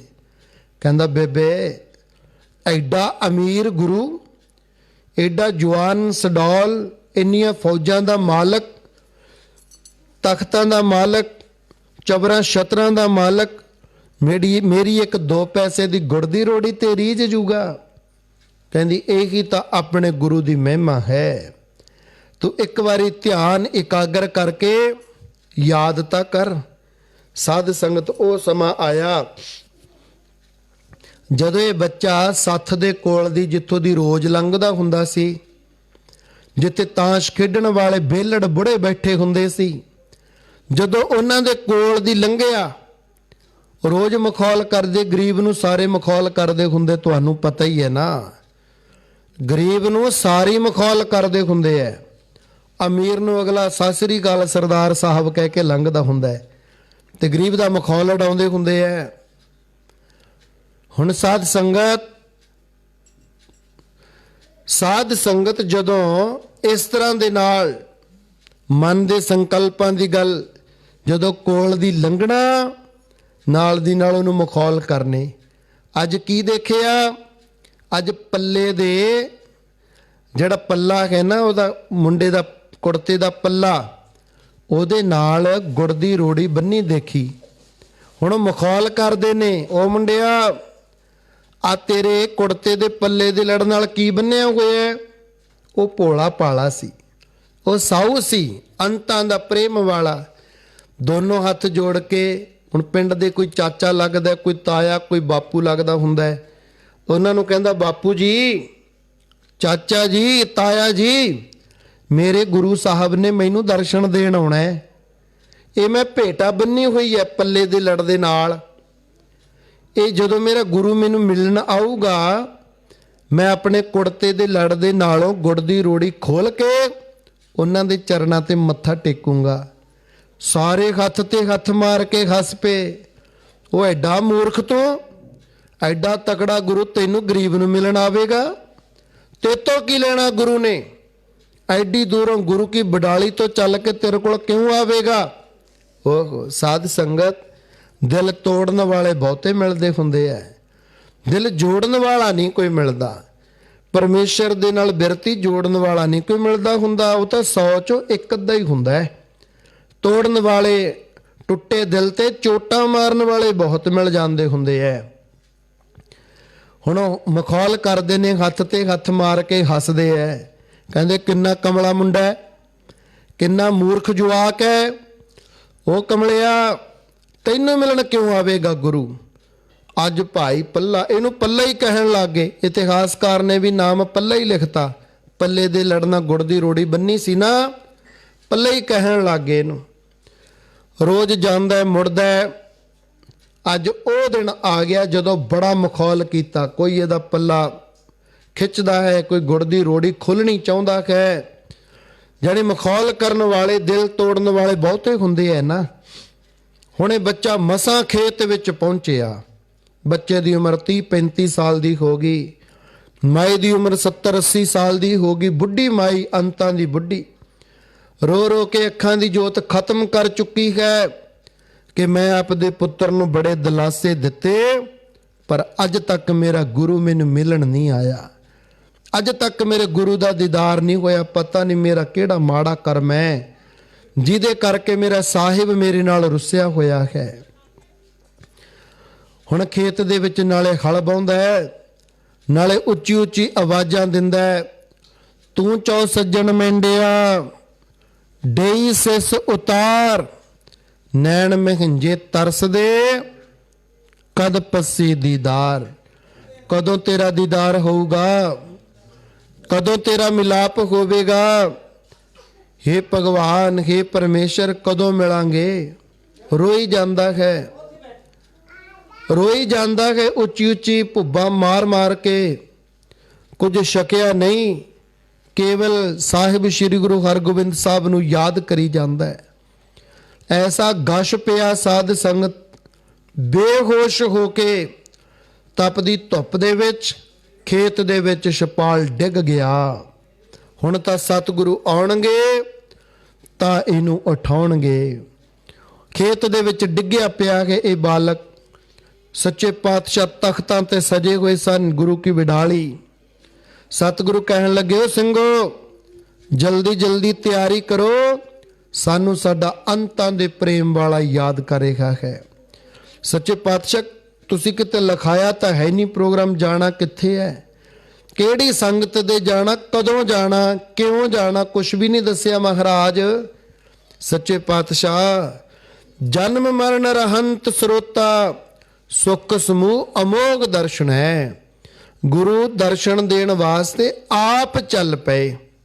ਆਪ ਕਹਿੰਦੇ ਇਹ ਪ੍ਰੋਗਰਾਮ ਭਾਈ ਕਾਪੀਆਂ ਵਾਲਾ ਨਹੀਂ ਹੈ, ਡਾਇਰੀਆਂ ਵਾਲਾ ਪ੍ਰੋਗਰਾਮ ਨਹੀਂ ਹੈ। ਇਹ ਤਾਂ ਜਿਹੜਾ ਸਾਨੂੰ ਯਾਦ ਕਰਦਾ ਹੈ, ਸਾਡੇ ਵਿਛੋੜੇ ਦਾ ਦਰਦ ਨਾ ਸਹਾਰਦਾ ਹੋਇਆ ਬੇਹੋਸ਼ ਹੋ ਕੇ ਡਿੱਗਿਆ ਪਿਆ ਹੈ। ਇਹ ਤਾਂ ਜਾ ਕੇ ਉਠਾਉਣਾ ਹੈ ਉਹਨੂੰ, ਉਹ ਤਾਂ ਬੇਹੋਸ਼ ਹੋਇਆ ਪਿਆ ਹੈ। ਸਰਨ ਜੋਗੰ ਸੰਤ ਪ੍ਰਿਯ ਨਾਨਕ, ਸੋ ਭਗਵਾਨ ਖੇਮੰ ਕਰੋਤ। ਭਗਵਾਨ ਜੋ ਸੰਤਾਂ ਦਾ ਪਿਆਰਾ ਹੈ ਤੇ ਸ਼ਰਨ ਆਇਆਂ ਦੀ ਸਹਾਇਤਾ ਕਰਨ ਦੀ ਸਮਰੱਥਾ ਰੱਖਦਾ ਹੈ, ਉਹ ਭਗਤਾਂ ਨੂੰ ਸਾਰੇ ਸੁੱਖ ਦਿੰਦਾ ਹੈ। ਸਾਧ ਸੰਗਤ ਜਦੋਂ ਇਸ ਤਰ੍ਹਾਂ ਦੇ ਨਾਲ ਗੁਰੂ ਮਹਾਰਾਜ ਨੇ ਸਿੰਘਾਂ ਨੂੰ ਕਿਹਾ ਚਾਲੇ ਪਾਤੇ, ਇੱਕਦਮ ਉੱਥੋਂ ਆ ਰਹੇ ਹਨ, ਵਾਹੋ ਦਾਹੀ ਪਹੁੰਚ ਗਏ। ਇਹ ਭਾਈ ਪੱਲਾ ਖੇਤ ਦੇ ਵਿੱਚ ਬੇਹੋਸ਼ ਹੋਇਆ ਪਿਆ ਹੈ। ਸਤਿਗੁਰੂ ਘੋੜੇ ਤੋਂ ਉਤਰੇ, ਜਦੋਂ ਨੀਚੇ ਉਤਰੇ ਜੋੜੇ ਦੇ ਵਿੱਚੋਂ ਚਰਨ ਕੱਢਿਆ, ਭਾਈ ਪੱਲੇ ਦੇ ਮੱਥੇ ਨੂੰ ਲਾਇਆ। ਮੱਥੇ ਨੂੰ ਲਾ ਕੇ ਕਹਿੰਦੇ, ਪੱਲਿਆ ਨਾਲੇ ਸਾਨੂੰ ਯਾਦ ਕਰੀ ਜਾਣਾ, ਨਾਲੇ ਸੁੱਤਾ ਪਿਆ, ਨਾਲੇ ਸਾਨੂੰ ਯਾਦ ਕਰੇਗਾ ਹੈ, ਨਾਲੇ ਸੁੱਤਾ ਪਿਆ ਹੈ। ਉੱਠ, ਅਸੀਂ ਤੈਨੂੰ ਮਿਲਣ ਵਾਸਤੇ ਆ ਗਏ। ਉਹ ਤੇਰਾ ਗੁਰੂ ਤੈਨੂੰ ਮਿਲਣ ਵਾਸਤੇ ਆ ਗਿਆ ਭਾਈ, ਤੂੰ ਸੁੱਤਾ ਕੀ ਕਰਦਾ ਹੈ? ਜਦੋਂ ਸਤਿਗੁਰਾਂ ਨੇ ਪਾਵਨ ਚਰਨ ਆਪਣੇ ਸਿੱਖ ਦੇ ਸੀਸ ਨੂੰ ਲਗਾ ਦਿੱਤਾ, ਉਹਦੀ ਬੇਸੁਰਤੀ ਖਤਮ ਹੋਈ, ਸੁਰਤ ਵਿੱਚ ਆ ਗਿਆ। ਇੱਕਦਮ ਉੱਠ ਕੇ ਖੜਾ ਹੋਇਆ, ਚਾਹ ਨਹੀਂ ਚੱਕਿਆ ਜਾਂਦਾ, ਗੁਰੂ ਨੇ ਦੀਦਾਰ ਬਖਸ਼ ਦਿੱਤੇ ਹਨ। ਹੁਣ ਉਹਨੂੰ ਇਹ ਨਹੀਂ ਪਤਾ ਮੈਂ ਸਤਿਗੁਰਾਂ ਨੂੰ ਕੀ ਭੇਂਟ ਕਰਨਾ। ਰੋ ਰੋ ਕੇ ਚਰਨ ਧੋ ਰਿਹਾ ਹੈ ਸਤਿਗੁਰਾਂ ਦੇ। ਸਾਧ ਸੰਗਤ ਸਤਿਗੁਰੂ ਕਹਿੰਦੇ ਆ, ਪੱਲੇ ਨਾਲ ਕੀ ਬੰਨਿਆ ਤੂੰ? ਹੁਣ ਨਾਲੇ ਸਤਿਗੁਰਾਂ ਦੀ ਕਲਗੀ ਦੇਖਦਾ, ਸਤਿਗੁਰਾਂ ਦਾ ਦਗਦਗ ਕਰਦਾ ਚਿਹਰਾ ਦੇਖਦਾ, ਐਨੇ ਸਾਰੇ ਸਿੰਘ ਘੋੜਿਆਂ ਤੇ ਸਵਾਲ ਦੇਖਦਾ। ਹੁਣ ਇੱਕ 2 ਪੈਸੇ ਦੀ ਗੁੜ ਦੀ ਰੋੜੀ ਕਿਵੇਂ ਅਰਪਣ ਕਰੇ, ਕਿਵੇਂ ਮੱਥਾ ਟੇਕੇ? ਕਿਉਂਕਿ ਗੁਰੂਆਂ ਨੂੰ, ਸੰਤ ਜਨਾਂ ਨੂੰ ਖਾਲੀ ਹੱਥੀ ਮੱਥਾ ਨਹੀਂ ਟੇਕਣਾ ਚਾਹੀਦਾ। ਫਿਰ ਦਾਤ ਕਿੱਥੋਂ ਲਵਾਂਗੇ? ਜੇ ਕੁਛ ਦਵਾਂਗੇ ਤਾਂ ਕੁਛ ਲਵਾਂਗੇ ਭਾਈ। ਕਈ ਲੋਕਾਂ ਨੂੰ ਇਹ ਵੀ ਨਹੀਂ ਪਤਾ ਹੁੰਦਾ, ਵਿਚਾਰੇ ਖਾਲੀ ਹੱਥੀ ਮੱਥਾ ਟੇਕੀ ਜਾਂਦੇ ਹੁੰਦੇ ਆ। ਚਾਹੇ ਇੱਕ ਫੁੱਲ ਭੇਟ ਕਰ ਦੋ, ਪਰ ਖਾਲੀ ਹੱਥੀ ਨਾ ਮੱਥਾ ਟੇਕੋ ਕਦੇ ਵੀ। ਹੁਣ ਜਦੋਂ ਇਹ ਆਪਦੇ ਪੱਲੇ ਨੂੰ ਪਿੱਛੇ ਨੂੰ ਖਿੱਚਦਾ ਹੈ, ਸਤਿਗੁਰੂ ਕਹਿੰਦੇ ਲਿਆ ਖੋਲ ਤਾਂ ਸਹੀ, ਇਹ 'ਚ ਹੈ ਕੀ? ਹੁਣ ਗੰਢ ਖੋਲ ਕੇ ਵਿੱਚੋਂ ਗੁੜ ਦੀ ਰੋੜੀ ਸਤਿਗੁਰਾਂ ਨੂੰ ਫੜਾ ਕੇ ਕਹਿੰਦਾ, ਬੇਬੇ ਨੇ ਦਿੱਤਾ ਸੀ ਜੀ। ਬੇਬੇ ਨੇ ਕਿਹਾ ਸੀ ਜਦੋਂ ਤੈਨੂੰ ਗੁਰੂ ਮਹਾਰਾਜ ਦਰਸ਼ਨ ਦੇਣ ਆਉਣਗੇ, ਆਪਾਂ ਤਾਂ ਜਾਣੇ ਆ ਨਾ ਗੁਰਾਂ ਦੇ ਦਰਸ਼ਨ ਕਰਨ, ਜਦੋਂ ਤੈਨੂੰ ਗੁਰੂ ਜੀ ਦਰਸ਼ਨ ਦੇਣ ਆਉਣਗੇ, ਆਪਣਾ ਗੁਰੂ ਆਪਣੇ ਦੁੱਖ ਸੁਣ ਕੇ ਆਪਣੇ ਘਰੇ ਆਪ ਚੱਲ ਕੇ ਆਉਂਦਾ ਹੈ। ਜਦੋਂ ਤੈਨੂੰ ਗੁਰੂ ਮਹਾਰਾਜ ਦਰਸ਼ਨ ਦੇਣ ਆਉਣਗੇ ਤਾਂ ਆ ਗੁੜ ਦੀ ਰੋੜੀ ਮੱਥਾ ਟੇਕਦੀ ਤੇ ਪ੍ਰਸੰਨ ਹੋ ਜਾਣਗੇ। ਮਹਾਰਾਜ ਮੈਂ ਤਾਂ ਬਹੁਤ ਗਰੀਬ ਹਾਂ, ਮੇਰੇ ਕੋਲ ਤਾਂ ਹੈ ਹੀ ਕੁਛ ਨਹੀਂ, ਮੈਂ ਗੁੜ ਦੀ ਰੋੜੀ ਓ ਦੇ ਸਕਦਾ ਸੱਚੇ ਪਾਤਸ਼ਾਹ। ਮਹਾਰਾਜ ਨੇ ਗੁੜ ਦੀ ਰੋੜੀ ਪਕੜੀ, ਮੁੱਖ ਵਿੱਚ ਪਾ ਲਈ। ਕਹਿੰਦੇ ਚੱਲ ਤੂੰ ਤਾਂ ਖੁਸ਼ ਹੋ ਗਿਆ, ਚੱਲ ਹੁਣ ਤੇਰੀ ਮਾਈ ਨੂੰ ਵੀ ਦਰਸ਼ਨ ਦਈਏ, ਚੱਲ ਮਾਈ ਸੰਤੀ ਨੂੰ ਵੀ ਮਿਲੀਏ, ਯਾਦ ਕਰਦੀ ਏ ਸਾਨੂੰ। ਕਹਿੰਦਾ ਸੱਚੇ ਪਾਤਸ਼ਾਹ ਯਾਦ ਕਰਦੀ ਕਰਦੀ ਅੰਨੀ ਹੋਈ ਬੈਠੀ ਹੈ, ਅੱਖਾਂ ਦੀ ਰੌਸ਼ਨੀ ਖਤਮ ਹੋ ਚੁੱਕੀ ਹੈ, ਕਿਰਪਾ ਕਰੋ ਮਾਰੇ ਉਹਨੂੰ ਵੀ ਦਰਸ਼ਨ ਦਿਓ, ਉਹਦਾ ਭਲਾ ਕਰੋ। ਕਹਿੰਦੇ ਚੱਲ ਦੌੜ ਅੱਗੇ ਅੱਗੇ। ਉਹ ਅੱਗੇ ਅੱਗੇ ਦੌੜਿਆ ਜਾਂਦਾ ਘਰ ਨੂੰ, ਤੇ ਮਹਾਰਾਜ ਸੱਚੇ ਪਾਤਸ਼ਾਹ ਸਿੰਘਾਂ ਦੇ ਨਾਲ, ਸੇਵਾਦਾਰਾਂ ਨਾਲ, ਘੋੜਿਆਂ ਤੇ ਸਵਾਰ। ਹੁਣ ਉਹ ਜਿਹੜੀ ਸੱਥ ਵਿੱਚ ਬੈਠੇ ਲੋਕ ਭਾਈ ਪੱਲੇ ਦਾ ਮਖੌਲ ਉਡਾਉਂਦੇ ਹੁੰਦੇ ਸੀ, ਉੱਥੇ ਜਾ ਕੇ ਸਤਿਗੁਰਾਂ ਨੇ ਆਵਾਜ਼ ਦਿੱਤੀ, ਪੱਲਿਆ ਰੁਕ ਜਾ। रुक जा जरा, हिसाब किताब बराबर कर दिए जरा। सतगुरु घोड़े तो उतरे नीचे, गुर प्रताप सूरज ग्रंथ चूड़ामणि कृत भाई साहब भाई संतोख सिंह ऐ घोड़े तो उतरे। पल्लिया आ जेड़े सत्थ च बैठे ने कौन ने? रोंदा है, अखां च वैराग दा जल है। सच्चे पातशाह आ मेरा चाचा, आ मेरा ताया, आ मेरा बापू कहंदे सवेरे तेरे नाल की कुछ करदे सी? कहंदा महाराज माफ कर दिओ, मेरा मखौल उडाउंदे सी सवेरे, मैनू कहंदे सी तेरा गुरु कदे नहीं आवेगा। सतगुਰਾਂ ने मोढे तो दी वाह पा ली ओदे, कहंदे मैं तेरा गुरु ही नहीं, मैं तेरा दोस्त भी हाँ। तू मेरा पिता, तू है मेरा माता, तू मेरा बंधप, तू मेरा भ्राता, तू मेरा राखा, सबनी थाई ता भौ केहा काड़ा जियो। हे सच्चे पातशाह दोस्त ही नहीं, तू माँ भी, प्यो भी, भैन भी, भाई भी, रिश्तेदार भी, साख संबंधी भी, सब कुछ तू ही है महाराज। नाले रोंदा है। कोल दी नंगण लगे, उन्हां नूं कहंदे भाई असीं छेवें पातशाह साहिब श्री गुरु हरगोबिंद साहिब हाँ, आजो पल्ले दे घर नूं आजो, उत्थे लंगर छकांगे सारे जाने, आजो सारे ही उन्हां दे घर नूं। सतगुरु पहुंच गए घर, आवाज देंदे ने माई संती खोल गेट दरवाजा जरक। वो कहंदी खड़ जाओ जी, कौन हो तुसीं? ओहो माई नाले याद करदी नाले पुछदी कौन हो? असीं तैनूं मिलण आए हां, तेरी अखां दी रोशनी वापस करन आए हां। असीं तेरे गुरु, असीं तेरे पीरो मुरशद, असीं तेरा भला करन आए हां, तेरे दुख कट्टण आए हां। आ जा के खोल दरवाजा, सानू अंदर वाड़ जरा तेरे दुख कट्टिए। सच्चे पातशाह पहुंच गए माता दे घर दे अंदर। हुण माई विचारी बुढ़ड़ी माई 80 साल दी उम्र है। महाराज बड़ा तरसाया तू मैनू, बड़ा तरसाया महाराज, इन्ना समा हो गया तैनू याद करदे नू, तू अज तक नहीं बौड़िया। मेरी ततड़ी दी पुकार तेरे तक पहुंची नहीं मालका, इन्ना दुख मैनू होया। अंतां दे दुखां दे विच मैं बालक नू पालिया, लोकी मेरे बालक दा भी मखौल उडाउंदे रहे। महाराज तेरे तक मेरियां पुकारां नहीं पहुंचियां, तू मेरे दुख ही नहीं कट्टे। सच्चिया पातशाह इन्नी देर तक तू मैनू मिलिया ही नहीं। शुक्र है तू अज तां आ गया, नहीं तां असी तेरे विछोड़े च ही मर जाना सी महाराज। शुक्र है तू आ तां गया, धन भाग मेरे गरीबड़ी दे, तुसी मेरे घर तां आ गए। माई तू उलंबी दई जाएंगी कि किते बिठाएंगी भी? माई इन्ने उलामे तू मैनू दिन्नी है, हुण गरीब बंदा कित्थे बिठाए? टुट्टे मंजे, पाटियां चादरां घर दे विच कित्थे। एक सिंह ने आए अपना गल विच पाया सरोपा जिहड़ा उतार के विछाता, सतगुरु ओहदे ते बैठ गए।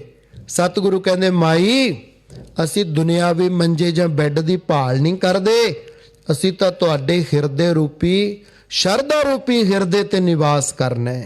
असी तां आ गए तेरे घरे, सानू भुख बड़ी लगी है, माता बना रोटियां प्रशादे, भोजन छकना है।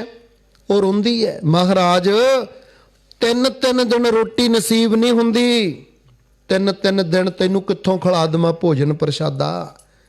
मैं तां अंतां दी गरीब हाँ सच्चिया पातशाह। महाराज कहंदे इत्थे ही वस नहीं कि मैं प्रशादा छकना, आ मेरा 200 सिंह मेरे नाल इन्हां ने भी छकना।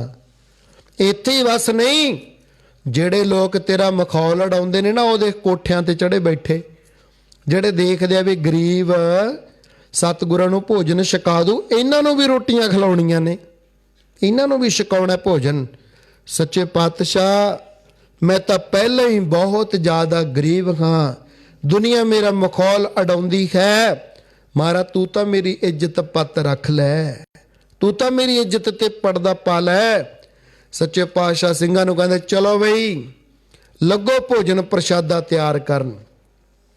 आप दा हजूरिया सरोपा कमर कसा आ लो, दालां ते सब्जियां जेड़े भांडे पए ने उन्हां दे उत्ते दे दिओ। ਭੜੋਲੀਆਂ ਥੱਲਿਓਂ ਭੰਨ ਲਓ, ਉੱਤੋਂ ਪਾਉਣ ਦੀ ਲੋੜ ਨਹੀਂ ਹੈ। ਉੱਤੋਂ ਦੀ ਭੜੋਲੀ 'ਚ ਵਸਤੂ ਪਾਉਣ ਦੀ ਲੋੜ ਨਹੀਂ, ਨੀਚਿਓਂ ਦੀ ਕੱਢੀ ਚੱਲੋ, ਪ੍ਰਸ਼ਾਦੇ ਬਣਾਈ ਚੱਲੋ, ਦਾਲਾਂ ਸਬਜ਼ੀਆਂ ਬਣਾ ਲਓ ਭਾਈ। ਸਤਿਗੁਰੂ ਸੱਚੇ ਪਾਤਸ਼ਾਹ ਜੀ ਦੇ ਸਿੰਘਾਂ ਨੇ ਭੋਜਨ ਪ੍ਰਸ਼ਾਦਾ ਤਿਆਰ ਕਰਨਾ ਸ਼ੁਰੂ ਕਰਤਾ। ਉਹ ਜਿਹੜੇ ਕੋਠਿਆਂ ਤੇ ਬੈਠੇ ਸੀ, ਸੱਚੇ ਪਾਤਸ਼ਾਹ ਕੀ ਹੁਕਮ ਹੈ? ਆਪ ਜੀ ਦਾ ਥਾਲਾ ਤਿਆਰ ਹੈ, ਛਕੋ ਭੋਜਨ ਮਹਾਰਾਜ। ਸੱਚੇ ਪਾਤਸ਼ਾਹ ਕਹਿੰਦੇ ਅਸੀਂ ਤਾਂ ਛਕ ਹੀ ਲੈਣਾ। ਆਓ ਜਿਹੜੇ ਤਮਾਸ਼ਾ ਦੇਖਣ ਵਾਲੇ ਬੈਠੇ ਹੈ ਨਾ, ਪਹਿਲਾਂ ਉਹਨਾਂ ਨੂੰ ਨੀਚੇ ਉਤਾਰੋ, ਪਹਿਲਾਂ ਉਹਨਾਂ ਨੂੰ ਭੋਜਨ ਛਕਾਓ, ਆਪਾਂ ਤਾਂ ਬਾਅਦ 'ਚ ਹੀ ਛਕਾਂਗੇ। ਉਹ ਉਤਾਰ ਲਏ ਥੱਲੇ। ਜਿਹੜੇ ਦੇਖਣ ਆਏ ਸੀ ਤਮਾਸ਼ਾ, ਇਹ ਤਾਂ ਗਰੀਬ ਨੇ, ਕਿਵੇਂ ਸੇਵਾ ਕਰਨਗੇ? ਸਾਧ ਸੰਗਤ ਤੋਂ ਸਾਰੇ ਆ ਗਏ, ਲਾਈਨਾਂ ਦੇ ਵਿੱਚ ਪੰਗਤਾਂ 'ਚ ਬਿਠਾ ਲਏ। ਹੁਣ ਜਿਹਨੇ ਤਾਂ 2-2 ਪ੍ਰਸ਼ਾਦੇ ਛਕਣੇ ਸੀ, 4-4 ਪ੍ਰਸ਼ਾਦੇ ਛਕਦਾ ਤੇ 4-4 ਲਕੋਈ ਜਾਂਦਾ। ਇਹਨਾਂ ਦੀਆਂ ਰੋਟੀਆਂ ਮੁੱਕ ਜਾਣ, ਇਹਨਾਂ ਦੀ ਬੇਇੱਜ਼ਤੀ ਹੋਵੇ, ਇਹਨਾਂ ਦੇ ਪ੍ਰਸ਼ਾਦੇ ਮੁੱਕ ਜਾਣ, ਬੇਇੱਜ਼ਤੀ ਹੋਵੇ, ਗੁਰੂ ਸਾਹਿਬ ਇਹਨਾਂ ਦੇ ਘਰੋਂ ਭੁੱਖੇ ਹੀ ਚਲੇ ਜਾਣ। ਜਿਹਨੇ 4 ਛਕਣੇ ਸੀ 8-8 ਛਕਦਾ ਤੇ ਬਾਕੀ ਲੁਕਾਉਂਦਾ ਵੀ ਹੈ। 8-8 ਪ੍ਰਸ਼ਾਦੇ ਲੁਕੋ ਕੇ ਲੈ ਕੇ ਜਾਂਦਾ ਵੀ ਇਹਨਾਂ ਦੇ ਪ੍ਰਸ਼ਾਦੇ ਮੁੱਕ ਜਾਣ। ਸਾਧ ਸੰਗਤ ਜੀ, ਹਮ ਤਨਵੰਤ ਭਾਗਟ ਸਚ ਨਾਏ, ਹਰ ਗੁਣ ਗਾਵੇ ਸਹਿਜ ਸੁਭਾਏ, ਪੀਓ ਦਾਦੇ ਕਾ ਖੋਲ ਡਿੱਠਾ ਖਜ਼ਾਨਾ, ਤਾਂ ਮੇਰਾ ਮਨ ਭਇਆ ਨਿਧਾਨਾ, ਰਤਨ ਲਾਲ ਜਾ ਕਾ ਕਛੂ ਨ ਮੋਲ, ਭਰੇ ਭੰਡਾਰ ਅਖੂਟ ਅਤੋਲ, ਖਾਵੇ ਖਰਚੈ ਰਲ ਮਿਲ ਭਾਈ, ਟੋਟ ਨਾ ਆਵੇ ਵੱਧ ਦੋ ਜਾਈ। ਇਹ ਭੰਡਾਰੇ ਕਿਤੇ ਮੁੱਕਦੇ ਹੁੰਦੇ ਆ ਭਾਈ, ਇਹ ਭੰਡਾਰੇ ਖਤਮ ਨਹੀਂ ਹੋਇਆ ਕਰਦੇ। ਤਿਚਰ ਮੁੱਲ ਨਾ ਥੁੜੀਂਦੋ, ਜਿਚਰ ਆਪ ਕਿਰਪਾਲ, ਸ਼ਬਦ ਅਖੁੱਟ ਬਾਬਾ ਨਾਨਕਾ, ਖਾਹੇ ਖਰਚ ਧਨ ਮਾਲ। ਇਹ ਤਾਂ ਵੱਧਦਾ ਹੀ ਜਾਂਦਾ ਹੁੰਦਾ, ਇਹ ਮੁੱਕਦਾ ਨਹੀਂ, ਘਟਦਾ ਨਹੀਂ ਹੁੰਦਾ। ਉਹਨਾਂ ਨੇ ਵੀ ਛਕ ਲਿਆ, ਸਿੰਘਾਂ ਨੇ ਵੀ ਛਕ ਲਿਆ, ਸਤਿਗੁਰਾਂ ਨੇ ਵੀ ਛਕ ਲਿਆ। ਸਾਧ ਸੰਗਤ ਇੰਨੀ ਕੁ ਕਿਰਪਾ ਹੋ ਗਈ ਕਿ ਜਿੰਨੇ ਉਹ ਭੋਜਨ ਪ੍ਰਸ਼ਾਦਾ ਛਕਣ ਛਕਾਉਣ ਵਾਲੇ ਸੀ, ਸਾਰੇ ਤ੍ਰਿਪਤ ਹੋ ਗਏ। ਉਸੇ ਦਿਨ ਤੋਂ ਜਦੋਂ ਮਾਤਾ ਦੇ ਸਿਰ ਤੇ ਹੱਥ ਰੱਖਿਆ, ਉਹਦੀ ਅੱਖਾਂ ਦੀ ਗਈ ਹੋਈ ਰੌਸ਼ਨੀ ਵੀ ਵਾਪਸ ਆ ਗਈ। ਸਤਿਗੁਰੂ ਸੱਚੇ ਪਾਤਸ਼ਾਹ ਜੀ ਨੇ ਸਭੇ ਦੁੱਖ ਕੱਟ ਦਿੱਤੇ। ਭਾਈ ਪੱਲੇ ਨੂੰ ਆਪ ਦਾ ਪ੍ਰਚਾਰਕ ਥਾਪ ਦਿੱਤਾ। ਅੱਜ ਤੋਂ ਤੂੰ ਗੁਰਮਤਿ ਦਾ ਪ੍ਰਚਾਰ ਕਰੇਂਗਾ, ਅੱਜ ਤੋਂ ਤੂੰ ਸਿੱਖੀ ਦਾ ਪ੍ਰਚਾਰ ਕਰੇਂਗਾ, ਅੱਜ ਤੋਂ ਤੈਨੂੰ ਖੇਤੀ ਕਰਨ ਦੀ ਲੋੜ ਨਹੀਂ। ਤੂੰ ਸੰਗਤਾਂ ਨੂੰ ਨਾਮ ਬਾਣੀ ਨਾਲ ਜੋੜ, ਸੰਗਤਾਂ ਆਪੇ ਹੀ ਖੇਤੀ ਕਰ ਕਰਕੇ ਅਨਾਜ ਪੈਦਾ ਕਰਨਗੀਆਂ ਤੇ ਤੁਸੀਂ ਸੰਗਤਾਂ ਨੂੰ ਵਰਤਾਇਓ। ਜਿਹੜੇ ਅੱਜ ਤੱਕ ਤੁਸੀਂ ਭੁੱਖੇ ਮਰਦੇ ਸੀ, ਅੱਜ ਤੋਂ ਤੁਸੀਂ ਭੁੱਖਿਆਂ ਦਾ ਪੇਟ ਭਰਿਓ। ਸੋ ਸਾਧ ਸੰਗਤ, ਜਿਹੜੀ ਆਪਾਂ ਵਿਚਾਰ ਕਰ ਰਹੇ ਸਾਂ ਨਾ, ਇੱਥੇ ਪੂਰਨ ਤੌਰ ਤੇ ਢੁਕਦੀ ਹੈ। ਜਨਮ ਮਰਨ ਰਹੰਤ ਸਰੋਤਾ ਸੁਖ ਸਮੂਹ, ਅਮੋਗ ਦਰਸ਼ਨ ਹੈ।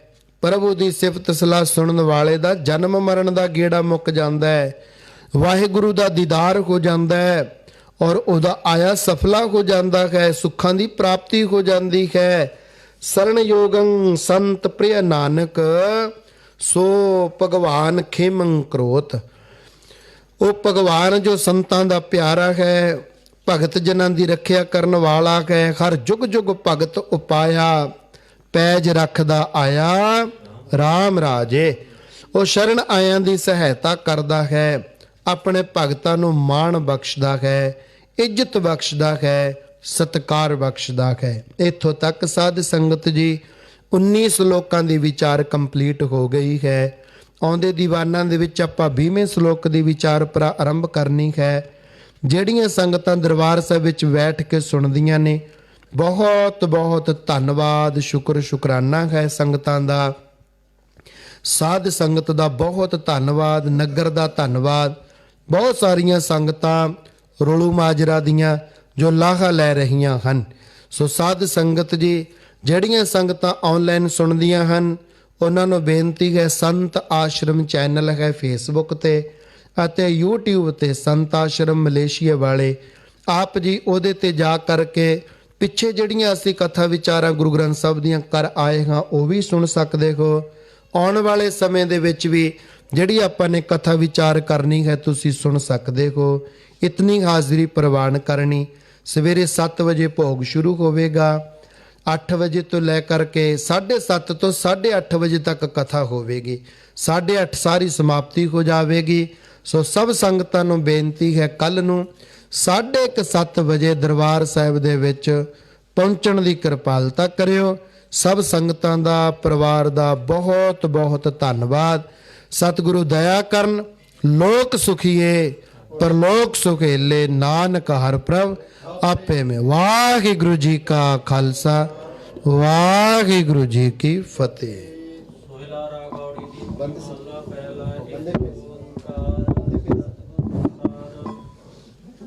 ਜੈ ਕਰ ਕੀਰਤ ਆਖੀਐ ਕਰਤੇ ਕਾ ਹੋਏ ਵਿਚਾਰੋ, ਤਿਤ ਕਰ ਗਾਵੋ ਸੋਹਿਲਾ ਸਿਵਰੋ ਸਿਰਜਣਹਾਰੋ।